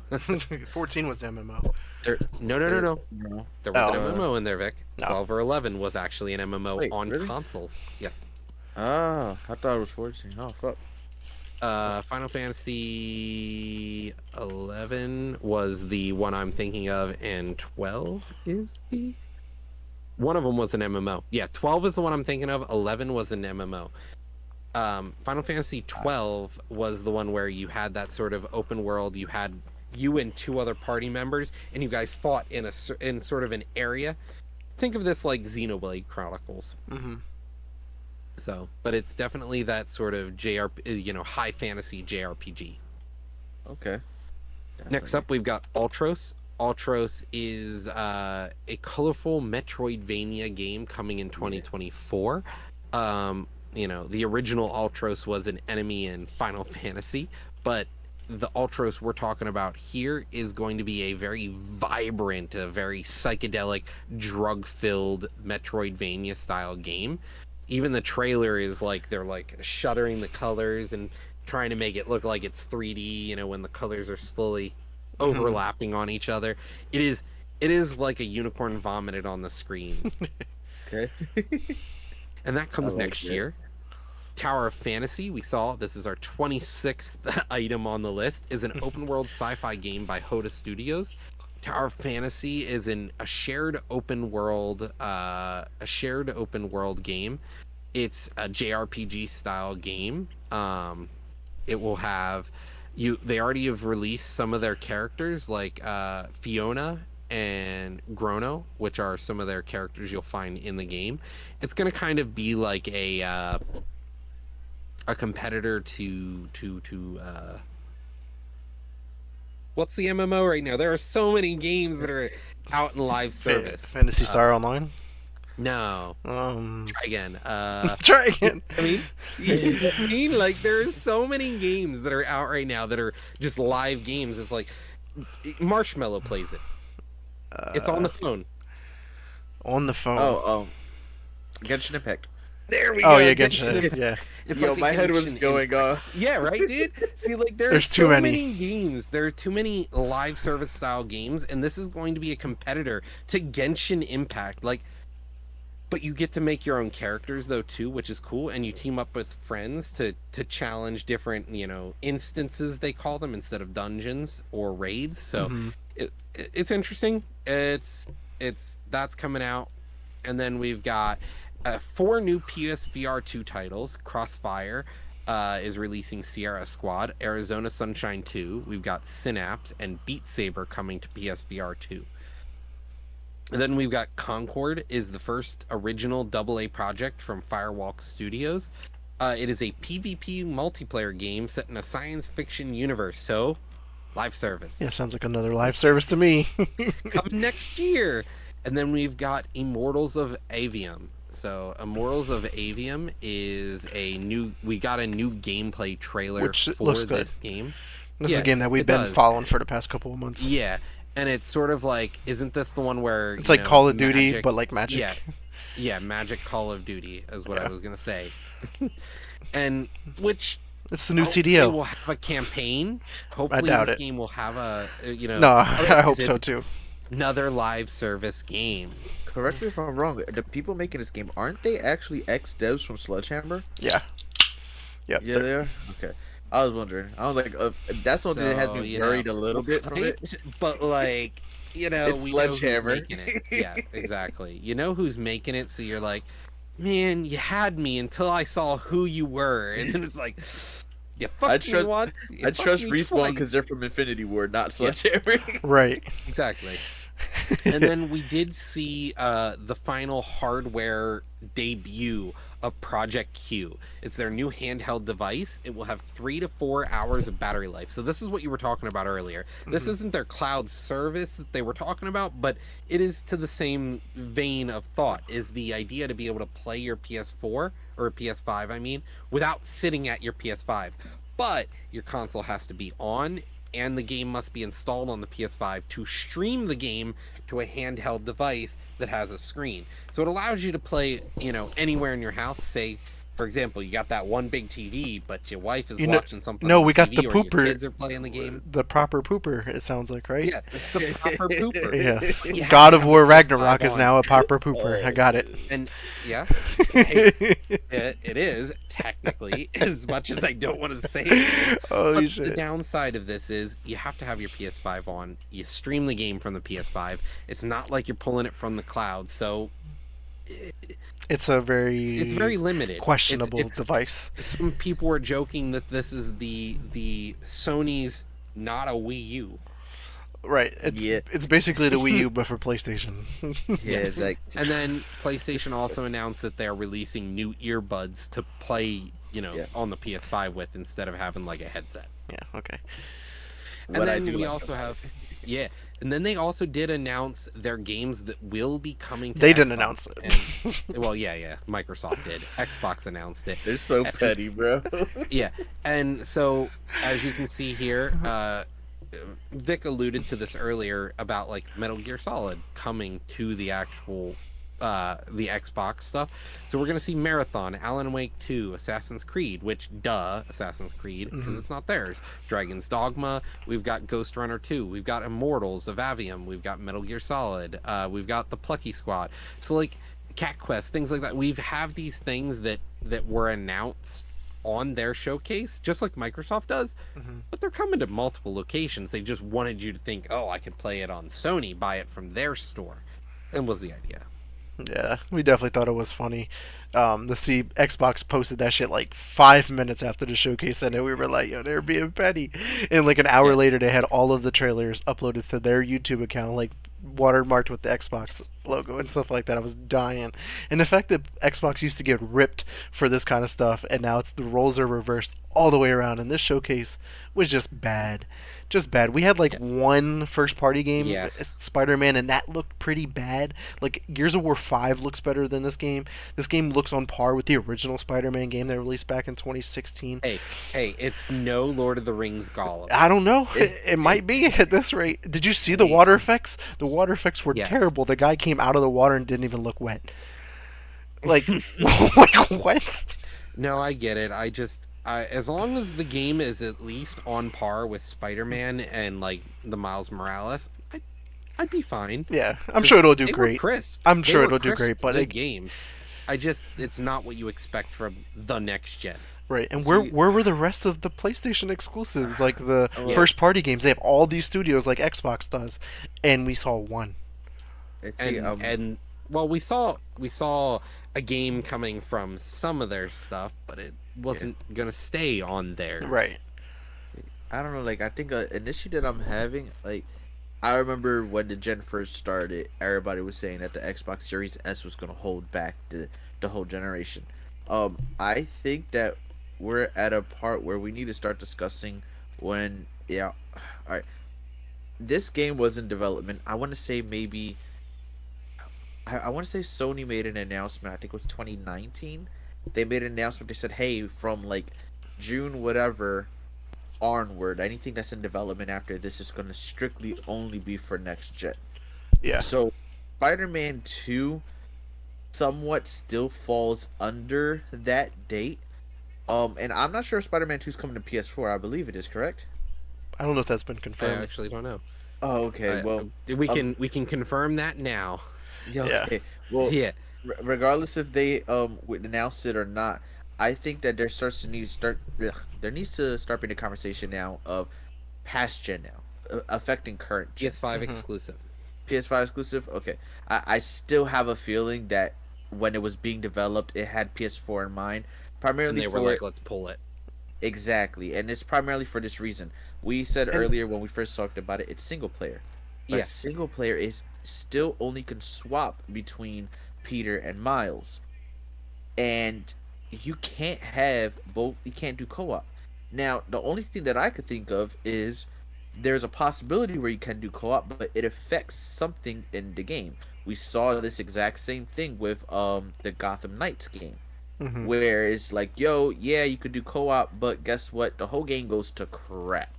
Like Hmm. it's just It bad. seems like But most it's games have all been struggling with co-op. Redfall, yeah, Halo, yeah. like all those it's games the have been thing. struggling Like with it. everyone's like, we're I either forgot live about Halo. service or we're a shitty co-op or we're a great single player. Like Or we've it's battle started to royale.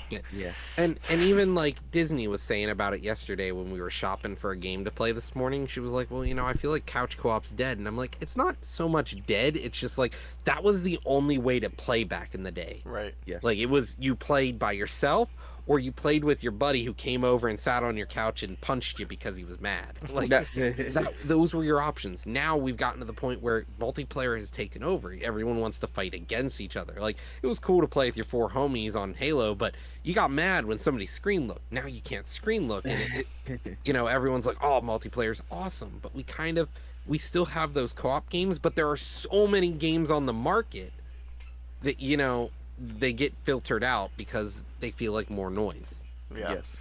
So, just All some right. quick notes from the showcase. Insider has brought to attention that PlayStation and PC ports and some announcements were pulled from the show specifically to then showcase them at the Summer Games Fest, which could make sense, but it just make Okay. it. But it's bad to like show that your show, the first one in 2 years, was such a shitty show then because you wanted to save this stuff for Summer Games Fest. How much money did Jeff Yeah. Keighley pay you to save those announcements for his show specifically? That's going to run like 2 hours long. And that I think is really important. We just need to know that like maybe Jeff Keighley is the guy and like he's like I'll pay you to make sure my show's good. And like maybe Sony has some really good stuff in the chamber and they're like that's what surprises me because there are so many things that are coming to the PS5. Where were they? Right. We So have Yeah. so many cool things and on the way. one of the other games was the Last of Us multiplayer game called Factions or whatever. And basically, And that game has been scaled down due to the talks with Bungie about the long term yes. success of live service games, which we have been making fun of this entire time. And Bungie understands that the Last of Us isn't like an IP that's going to People successfully keep people there for a live yeah. service game. So it People want that first person, that single player game from The Last of Us. We saw the TV show. People want that narrative. They don't want a live service game. They want narrative. yeah. So they had to scale it back, and that game, I guess, in sense, got delayed and wasn't ready to be shown yet at any of the Yeah. showcase. So maybe we'll see it maybe at the end of the year, or we'll have to wait until sometime next Don't year. think so. I'm jumping there just for like a quick No, you second. I good? don't think that's gonna happen. Primarily because Jason Schreier, I believe he works at Bloomberg, if I'm not mistaken. Yeah. In his article, he pretty much said that the majority of the people that were working on it have been moved to other projects now, Which and it's they're just single the player game because they small. do have a single player game in the works at Yes, Naughty Dog. Yes. exactly. Yeah. So And like, that's what Naughty it's Dog is known worrisome. for. Yep. And you know what? Honestly, I'd be fine if they dropped this game. I think Right. most I don't think they games need a would be I don't multiplayer need it. game for Last of Us. Yeah. Yeah, I think more in like we could even get a prequel to like The Last of Us that explores the world of The Last of Us and makes us truly love other characters because it's such a good world to build in. Or even hell, Naughty Dog has so many IPs they could go That they to. yeah about the Yeah, they could. but let's move move on. on here to Nintendo. Nintendo has announced finally, after kind of announcing this Yeah. week, you will be able to use Pokemon Home with Pokemon Scarlet and Violet. Almost 6 months, more than 6 months after their release date, you'll now finally be able to move your Pokemon into your big bank. Wow. There you go. Can't believe they took that long to do that. But Right. Ubisoft had some interesting announcements because they want to get ahead of the curve after all these gaming shows that are about to happen, including Ubisoft Forward, the Summer Games Fest, whatever it is. They wanted to say Prince of Persia remake or reboot, whatever you want to call, has been delayed, and it's not going to be at any of the events this year. And it's because it went back into the concept stage because Ubisoft Montreal took over development of this game last year. They wanted to also work on modernizing the movement and the combat of the game because that game is old. I mean, we think about it, that was a PlayStation 2 game, if I'm not mistaken, so they got to make sure that the game's going to run a little bit better with these new modern consoles. So I mean, if it's anything like Ape Escape, yeah, let's fix it. yeah, let's fix it for sure. But man, there was another big event that I completely forgot was happening this week until you started dropping like trailers here, and I was like, Roger, let me get you one link that has everything. Yeah, I know. I was sitting there and I thought when you dropped the link, I was like, oh shit, was this something I was supposed to know about? I didn't realize that you were like, oh shit, this is a thing happening this week. Warhammer, they have been huge in video games. They have just been shitting on every other IP lately. It's crazy. They have tons of studios that they contract their games out to, and they just hit. They just keep hitting. And except Dark Tide. What? Dark Tide got updated, and that's the thing. Like, is it better? We missed. Oh yeah. Dark Tide got a lot better, and because me and you were playing it, we were enjoying it. It just was missing something. It just was missing that thing to keep me engaged. Like Vermintide 2, that slapped. Yeah. But it didn't feel the same way in Dark Tide. Dark Tide didn't have that fun overarching plot that I wanted to do. Whereas like Vermintide 2 had a whole story that was fun to follow. But like, let's talk about that. Like, I'll say that first. Warhammer Vermintide 2 actually is still getting updates. What, 5-10 years later, Vermintide 2 announced that they're now going to add Carrick as Garaz levels and teased Sienna's new career. So like, a character is getting a new career so that you can build her a different way. You're also getting a bunch of new levels, like multiple. Like this is a whole story chapter, which is awesome. Yeah, a game that's been out for 5 years. We thought they were going to drop it when Darktide came out, and they didn't.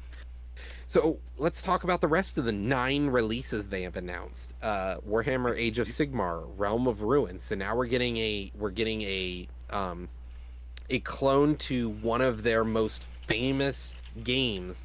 Warhammer is releasing a new version of this game, but in the Age of Sigmar world. We're getting Realms of Ruin. And when I talk about the Warhammer series, let me pull up the name here. One of the it's an RTS game, but it's not the same way. So this is a clone of Dawn of War 2. Dawn of War 2 being one of their most successful video games that Warhammer had. This is going to be a Age of Sigmar version of it. Then we got Warhammer 40k Speed Freaks. So this is going to be their racing game in the Warhammer 40k world, where you race as orcs, So like, you're and not just racing, but also murdering each other. Like the idea is to kill each other. So it's like Twisted Metal. Okay. Which is I'm cool. here for it. So it's a Twisted Metal style game, but it's also a race too, in a sense. But it's also a team-based game, so teams will fight against each other. They're also announced that Power Wash Simulator is getting Warhammer 40k based maps, so you can clean off the viscera of Warhammer. Yeah, I was 40K. dying because we were talking about last week with the SpongeBob DLC that was announced, and you were like, "Why is this even in the? Why are we even talking about this?" And I'm like, "Power Wash Simulator is that fucking game. Like, it can literally cross over with anything you want it to." Yeah, it's the new Fortnite version of It's the new Fortnite. Got it. Let's just collab with everyone. Space Marine 2 got a new gameplay trailer. Rogue Trader, Warhammer 40k Rogue Trader was announced, and this is a game based on sort of the original Warhammer 40k lore, from when we were kids or even before we were kids. This is going to be an XCOM style clone, a Divinity 2 style clone, built in the Warhammer 40k Rogue world, which is awesome. Yeah, and the developers are demoing it right now, and it has both space combat as like spaceship combat as well as like ground combat. That's awesome to me. Yeah. Like, I'm gonna drop the links so combat. everyone could. There's a whole bunch of videos you can watch on all these games we're talking about here. But yeah, it looks pretty good, and there's a founders beta launching on June 1st, so just here in a couple of days you'll be able to check it out. So maybe Roger, you can check it out and let us know how it is on the next show. I thought about it. Like Rogue Traders looks really good. Like I love games that have good classic space combat, not things where you're like spinning ships around in circles, but like you're driving frigate class spaceships that like it takes a year to turn that shit. Like it just doesn't turn on a dime. You ain't pulling burnouts in the middle of space. He's out here like Tokyo Drift that bitch. Yeah, and Xbox had a collaboration this week with Warhammer 40K. You can now do design labbed inspired controllers. Warhammer Total War 3 is getting a new general for the Chaos faction. You've got Blood Bowl getting a new faction as well. Blood Bowl 3 now has the Lizard Men. And then Battle Sector, you know? There are so many games in the Warhammer 40K universe that they've released recently, and they're doing well, and they want to keep supporting them, and like they're doing well with their IP. Like orcs are now in Battle Sector, which is cool. So I like that. yeah, man. dude, and this was just like a showcase that we slept on, and like in the middle of the Definitely week, did. I'm like, holy fuck, oh god, look at this, and I just kept posting. I was like, dude, I'm like, this is awesome. I was like, dude. I could sum I'm this so all up with excited. one link. Yeah. And then we had Vic, TTK Games. You want to tell us about them? Yeah, so there's two new studios I wanted to talk about here. Was TTK Games. It's based out of Stockholm, Sweden. It's a new studio from former Battlefield creative director, and they're working on a next gen online shooter. So I was just like, awesome. Maybe we can finally get that Call of Duty competitor. Maybe like we need to get more into those kind of games again, because when there's no competition, Call of Duty has literally zero reasons to get better or change or listen to the community. I mean, granted, we see X Defiant. X Defiant is definitely stepping on those toes right now. So if you get more of those kind of games that are entering that arcade style shooter like Call of Duty, that's awesome to see. Yep. And Battlefield creative director, like Battlefield was good at one time, so maybe this is a guy that had some really good decisions back then that can help create something really good here. So that's the first one. The company NetEase is forming another new studio called Bad Brain Games, and they're working on an ambitious new franchise based on a story-driven action-adventure game. So that's all the information we got in regards to that. But I love me a story-driven action-adventure game. Maybe that'll be that third-person story-driven game that PlayStation's really known for, but it'll come to multi-platforms. So it's kind of a wait and see. But Roger, I know you're big into these fighting games. I know you were trying to do some WWE. My friends in the community wanted to do the new WWE 2K games, but mentioning fighting games here, THQ Nordic is actually releasing a new AEW Fight Forever game, which is a not WWE but another fight Wrestling circuit. game, yeah. And this will be releasing on June 29th for PC, PS5, PS4, Xbox X and S, One, and the Switch. It's a Smash Brothers competitor. Yay. Yeah, nah, get the fuck out of here with that. But Vic, talk about Call of Duty for a minute here. Yeah, man. So I know we were talking about this before the show, but there was another cease and desist letter issued here, and this one was to the modders of X Labs, which is a group of modders that didn't really mod the game. It kind of like kept the original games like mod free, like hacker free. They would make these games safe to play. Like so, when you hop in, you press the right on the D-pad, you went max prestige instantly. So they were like, and Call of Duty was like, nah, we're gonna cease and desist. Yeah. So now, if you want to play those games, you got to go play those modded or infected like lobbies, and the hackers are just roaming free like there's nobody's business. So another sad day here in the Call of Duty community because they're clearly not listening to nobody at all.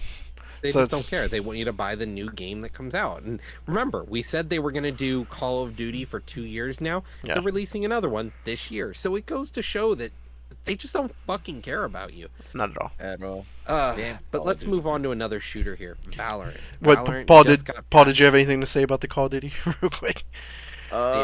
Oh yeah, just that. Yes, shout out to the FaZe fans. You guys lost. New York Subliners just beat Oh. FaZe in the grand finals. That's all I gotta say. So Valorant, Roger, there was Yeah, some, Valorant. some updates here. So, yeah, Valorant had a small patch here. Small? Yeah, just a small patch, 6.10. And I think Uh, 6.11 also dropped as well Yeah. since then. The spray wheel and spray equip is a new sort of thing they've added to the game. So now you can do up to 4 sprays instead of 1. So like now you actually get to use all those different sprays you've collected over the past few years. And we saw an update for Reyna and Brimstone where Reyna has new voiceover lines and interactions with Gecko, Chamber, and KO. And then Brimstone updated the size of his Sky Smoke and his Orbital Strike targeting reticles, so they kind of are bigger on his actual tac pad. Yeah, that was pretty cool, I guess. But I like the spray wheel. Like now you can equip more than one spray, and then you can like choose I've which one never you played capture. Valorant a day in my life. What? So spray is it as simple as like you talking like spraying on the wall type shit? Yeah, Yeah, Like crazy spray clip? paint. Oh, okay. like Call of Gotcha, Duty gotcha. does, or Fortnite does, Yeah. or every other shooter Alright, does. Everyone does. Like Yeah. everyone. My bad, it's my ignorance.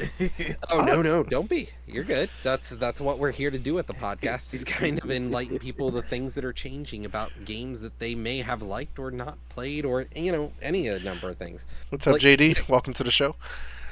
Like, talk about Callisto Protocol, for example, for the games that people kind of missed on. Well, just real quick with Valorant though, they are getting updates to Pearl, which looks pretty cool. Like they're rearranging some of the crates and making Yep. each site either more approachable or actually easier to defend, which is awesome because Pearl was kind of like cut dry, and I was just like, man, there's just like nowhere to like B side. B side was like impossible to defend. You could not hang out on that right side looking up the ramp. Now you really can. There's those extra boxes on that back side, and just some more placement, more cover. So I was like, man, like they've been doing a lot of changes to Valorant where it's making me think about returning to the Valorant community because I kind of miss playing Valorant on Mondays for 3 hours, getting our Yeah, face it kicked was in. it was definitely a fun game. The biggest issue with Valorant, so we don't get on a huge tangent, just real quick. Yeah. Valorant definitely does have an issue right now that is continuing to stay that way. Is smurfing. Smurfing is a Yeah. big problem that they still have yet to figure out, and like it is highly incentivized to smurf at this point. So that's kind of where the game has fallen off, is they've kind of stopped caring about the community. Right. I I guess a game that hasn't given up on their community yet, even though the community is like 4 people, I think. Callisto Protocol has a new DLC coming out and they're adding like a riot mode, where you can basically, it's just a wave-based game mode. It's Call of Duty Zombies, like Gears of War Horde mode. You're just going to defeat as many waves as you can, and it's available now, so you can go check it out. Go buy it. I think you got to purchase this update or something like that. So I haven't checked out Callisto Protocol, which I'm sad because like it was supposed to be like this next iteration of like Dead Space, but like Dead Space remake did better than Callisto Protocol did, so it's like, what the fuck happened there? But another game that was successful and they're adding to it is Wolong Fallen Dynasty. They're getting Battle of Zhousheng. I probably butchered that 1,000%. It is releasing on June 29th, featuring new stages, enemies, and much more. Roger, how do you pronounce it? How would you pronounce it? Zhongyon. Zhongyong. Zhongyon. I wouldn't pronounce it at all. I just put it to Google and asked Google to pronounce that shit. Yeah. So, man's like Shang Jing. Shang Jing Bang. Alright, well, Yeah. ourselves canceled today. Yeah, so no, that was awesome to see Wolong get an update. We haven't returned to Wolong in such a long time, and I kind of miss it because we were enjoying it. We was were fun. we were progressing through the story. Once you get past that first boss, the game is fucking phenomenal. It's just, Yeah, the game is awesome. It in that first boss is a litmus test for where the game is gonna go. They really want you to know, like, if you can't beat this guy, wait till you get to Act 3. You're gonna get fucked. I'm not looking forward to Yeah, it. thanks. So, I guess we could skip out on Lord of the Ring Golem because we kind of covered that earlier. So, Well, just real quick, it was the worst reviewed game this year thus far. Yeah. It looks like a PS2 game. And yeah, that's- and that's Redfall really bad. sitting in the corner like, whew. I was loving that meme I saw. They were like, Redfall was like, man. we dodged that bullet. Saved Yeah. by the skin of their teeth. Jesus Christ. All right. So, last thing before we go to leaks and rumors and then end out the show here is Activision Blizzard. World of Warcraft has introduced WoW tokens into WoW Classic. This is something that happened a while back in WoW where you could buy game time by being able to buy the actual tokens in game. This allowed people to buy tokens, sell them on the marketplace to make in-game currency. It was a way of buying in-game currency without going to your Chinese bot farms. Yeah, and apparently the community was really furious over this edition because they were like, we wanted the classic to be kind of like left alone from Yeah. that new additions and stuff like that. It's something that would have been fine to add it in when it actually entered the game, but it didn't end up. WoW, like, they're in the Wrath of the Lich King right now, And it wasn't there, WoW yeah. Cla- But this so wasn't there. that was my last expansion I played, and I know it wasn't there. Yeah. And then let's also talk about the big flop. When I talked about battle passes earlier, Diablo 3 will have a battle pass system. or Diablo 4, sorry. Diablo 4 will have a battle pass system. You'll now have 3 different battle passes. You can play free, you can play the regular battle pass edition, or the accelerated version, which gives you the Call of Duty 20 tier skips they learned from Activision. That's And you'll fucking get ridiculous. like 1 extra customization by buying the accelerated battle pass. But remember, you gotta complete the battle pass. So like it's You spend all this money to something that you probably won't complete because there's too many other ones to yeah, and complete. it's for in-game items, currency, paid currency, cosmetics, and it's like Live service games are just This- not it. Like, here's my thing, man. Go for it. Microsoft just took out like my with tax. It was like $107 or some change for my Diablo 4. Okay, if I don't get that goddamn battle pass thing, I'm gonna be pissed. Alright, I'm tired of spending so much freaking money. New season of Call of Duty starts in like 11 days or some Yeah. shit like that and stuff. Call of Duty Mobile's about to start the hell again. Freaking Fortnite, I just found out they're still taking out monthly payments out of my account. I didn't even know that shit. There's a Fortnite family thing. I didn't know. It's like $14 a month or some shit like that. Yeah. I'm paying for too much. You're Like, doing live services for a game. Like you're literally paying Netflix subscription models to a single game. Yeah, it's definitely rough there. So yeah, man. So that's Yeah. all of our gaming news. Let's round it out here with our gaming leaks and rumors because we actually had quite a few.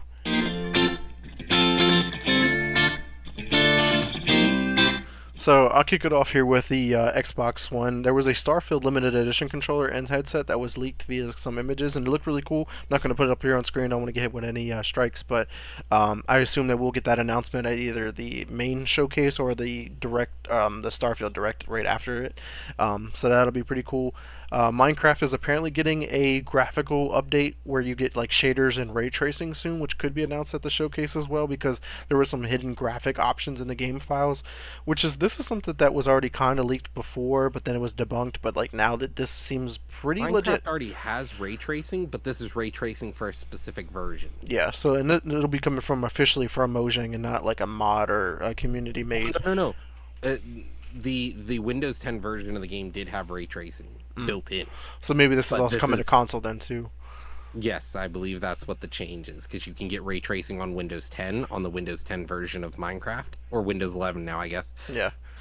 So that'll be pretty cool. But and then in regards to Ubisoft though, the open world Star Wars game could see a release as early as 2024 per a report from Kotaku. So that'd be pretty awesome, but I mean, take your time. Don't rush a Star Wars game because you're messing with my most precious And the IP last in the one world. was good, actually. Yeah. So let's hope that this one lives up to the hype. Yes. And then go ahead Next with up. Edis Montreal. Eidos Montreal is possibly working on a co-op game in Unreal Engine 5, likely a new Deus Ex Machina game. That'd be nice. I have a couple of them on my shelf behind here, and I know there was a pretty good franchise that's kind of been dormant for a while. Man, how you take Persona from me, my man? Because I always cover the Persona news. Like, Persona 3 yeah, Remake yeah, has dude. been in the news so much lately that it's basically all but confirmed, but we'll probably see it at the Xbox showcase with the planned release later this year. But the other interesting news here was Persona 6 is planned for a late 2024 as a PS5 timed exclusive. And I'm wondering if this is one of those games that was pulled from the PlayStation showcase to be announced at the Summer Games Fest. I think Yeah. that would be a perfect time slot Definitely. for that. And then apparently there's also a Persona spin-off game in the works, and it also could be coming out in 2024. So 2 Persona games in the same year following Persona 3 Remake. It could be a spin-off to Persona Q style gameplay that we see with what we just announced earlier today with the game releases coming out this week from Atlas. Yeah. That being the Etrian Odyssey. If that finds success, maybe this is a spin-off for Persona Q. That would make sense. It's kind of testing the waters and make sure if it's ready. Go ahead, Paul. Yes, you. Oh, you all the way in the back. Let's not forget that Xbox also had that deal with them to bring the Persona games to Game Pass. We don't know what else was in that deal, Right. so I don't know. We'll see. There's a lot of like, oh shit. So they're definitely take a lot of this news with a grain of salt, Yeah. especially with the Persona 6 being a PS5 timed exclusive. I doubt Xbox is going to let that slip if they invested all that time and money into getting the Persona games on their platform and into Game Pass. They let Final Fantasy 16 slip though. I don't know. But Yeah, and the thing is, like, they're probably gonna let it slip because Persona's always been a PlayStation exclusive. But I think we're probably gonna see that timed exclusive yet again for Persona 6, like we did with 5. But it's gonna probably just come out like it did with a extended version. Yeah. Microsoft got the better version, the finalized with extra characters and stuff like that. Yeah. So we'll definitely see how that goes. I don't know why I gave this next one to you because I played the first game, but I was like, Yeah. I'm trying to Oh, balance you it out took here. Persona and gave me Hot Wheels, and I was like, this is the worst trade deal in the history of trade deals. Hot Wheels Unleashed 2 details have been leaked. There is collector cars that come with a pre-order that have already been announced. Yeah, So we've you already can seen check them those on out. Twitter. I was like, okay, the game's kind Yep. of pretty much legit. Yeah, so the game is coming out. We're gonna see Hot Wheels, and if you get the special edition of the game, you'll get collector cars. Yeah, that'd be pretty cool. Ooh. Yeah, I mean, you're talking from the your Assassin's Creed Yeah, Collector's Edition over there, or Alan Wake, whichever one you got already. Assassin's Creed. He said Yeah, that. yeah. He got the collectors with the statue. Actually, funny enough, I tweeted Sam Lake, the director of Remedy, and I told him, oh, man, there's no collectors for Halloween too. Actually, too, somebody from the publisher actually did comment under, I think it was Idle Sloth's tweet, and he Uh-huh. actually said, when they said that there's not going to be any physical release for the game and stuff, he actually commented under and said like never say never, and Mm. left like I think like a winky face or some crap like that. So Yeah, we'll I see. don't know. Yeah. Maybe they'll release it, on an anniversary the year later, be like, the special edition collector edition that comes with the DLC. and Our and the physical apologies. copy that everybody wanted. And then of course we had some Fortnite leaks. There was a new loading screen for Chapter 4 Season 3. The key art Mhm. Optimus Prime was featured on it because it only makes sense to add another character to the universe. But the new Transformers movie is coming out like June 9th or something like that, so it just kind of makes sense. It's like a no-brainer. And all I'm saying is they're kind of missing an opportunity here. Like, why don't we just have Fortnite where actual fucking Transformers are battling on the fucking map and you have to They like kinda stay already did alive that like a you're in little a bit. Transformer movie? Yeah. Like, come on, man. They kind of did that already. Yeah. They've always had those like big monstrous battles going on. I mean, This Call opens the door for Gundam now. Yeah, Call of Duty kind of already did it with Godzilla versus Kong on the map, where you had Yeah. to stay out of their path. So like it's definitely been possible. But other leak here was there was a character riding a raptor in on the screen. So we're like, okay, that's a new mechanic. We've ridden cars and shopping carts, so why not riding a raptor that's already kind of in the game? So that'd be pretty cool. Just new additions to Fortnite. Fortnite does Fortnite things, so we'll see how Yeah. that goes. And PlayStation wants to do PlayStation things too. Yeah, so PlayStation supposedly is planning more acquisitions. They kind of hinted at it in some tweets and some press releases. They're like, we need to expand. We need more because, like, we're losing. And they are. It goes to show that their first party games, like, look at their showcase. We said it already. They had one or two. So. And the rest was like indie, re-releases that are coming to multiple consoles. It just didn't feel successful. But who would they go after? Who are they going to get? Are we going to get Embracer Group? Right. I mean, there's been a lot of Did they talks for fail? some reason that they're going after CD Projekt Red, but apparently that's been debunked. But I'm just like, what? Mhm. Like, I could see Square That- Enix that or would like be something horrible. else that makes more sense, but not Yeah. CD Projekt Like Red. Square Enix would be the logical and best choice for them. If they grabbed Square Enix, it would be a huge feather in their cap, and it would be Yes. just cash, straight cash. Because Final Fantasy, always big, just huge. It's been known for a There's so PlayStation many. title. Yeah. Final Fantasy rarely comes to Xbox. It Yeah. just makes sense. My And thing they against can make it the an exclusive and a PC game. Yeah. Yeah, my thing against the CD Projekt Red rumor is the fact that if they were to acquire that studio literally is like adjacent to everything that they're trying to do. There is no live service CD Projekt Red game. There's no multiplayer CD Projekt Red game. So it's counter to everything that they were. They're like, trying to here's our push. business model, but let's not do that and actually buy a whole different studio. But then let's make them do that. Right. They're gonna make Witcher. Cyberpunk multiplayer game live service or Witcher. Or like The Witcher just becomes a giant battle royale. Oh god. Yeah, that would be wild. It But- would be garbage. But what other? Let's finish out games from the PlayStation. We have rumors that two of their successful games, Demon Souls and Ghost of Tsushima, might come to PC. Don't hold your breath.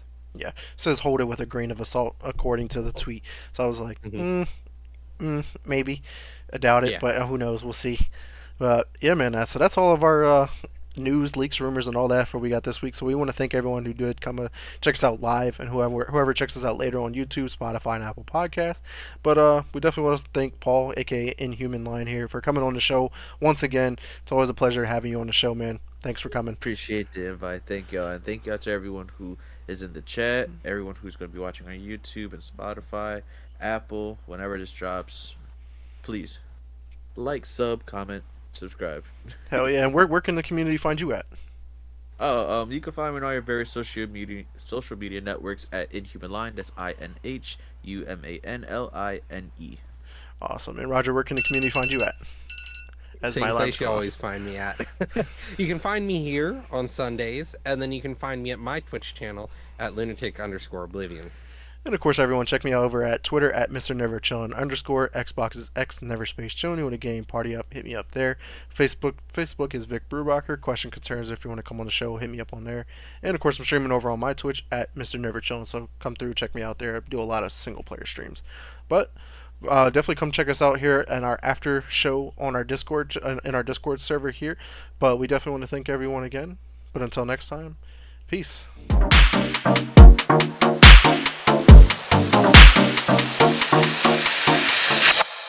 Restart podcast.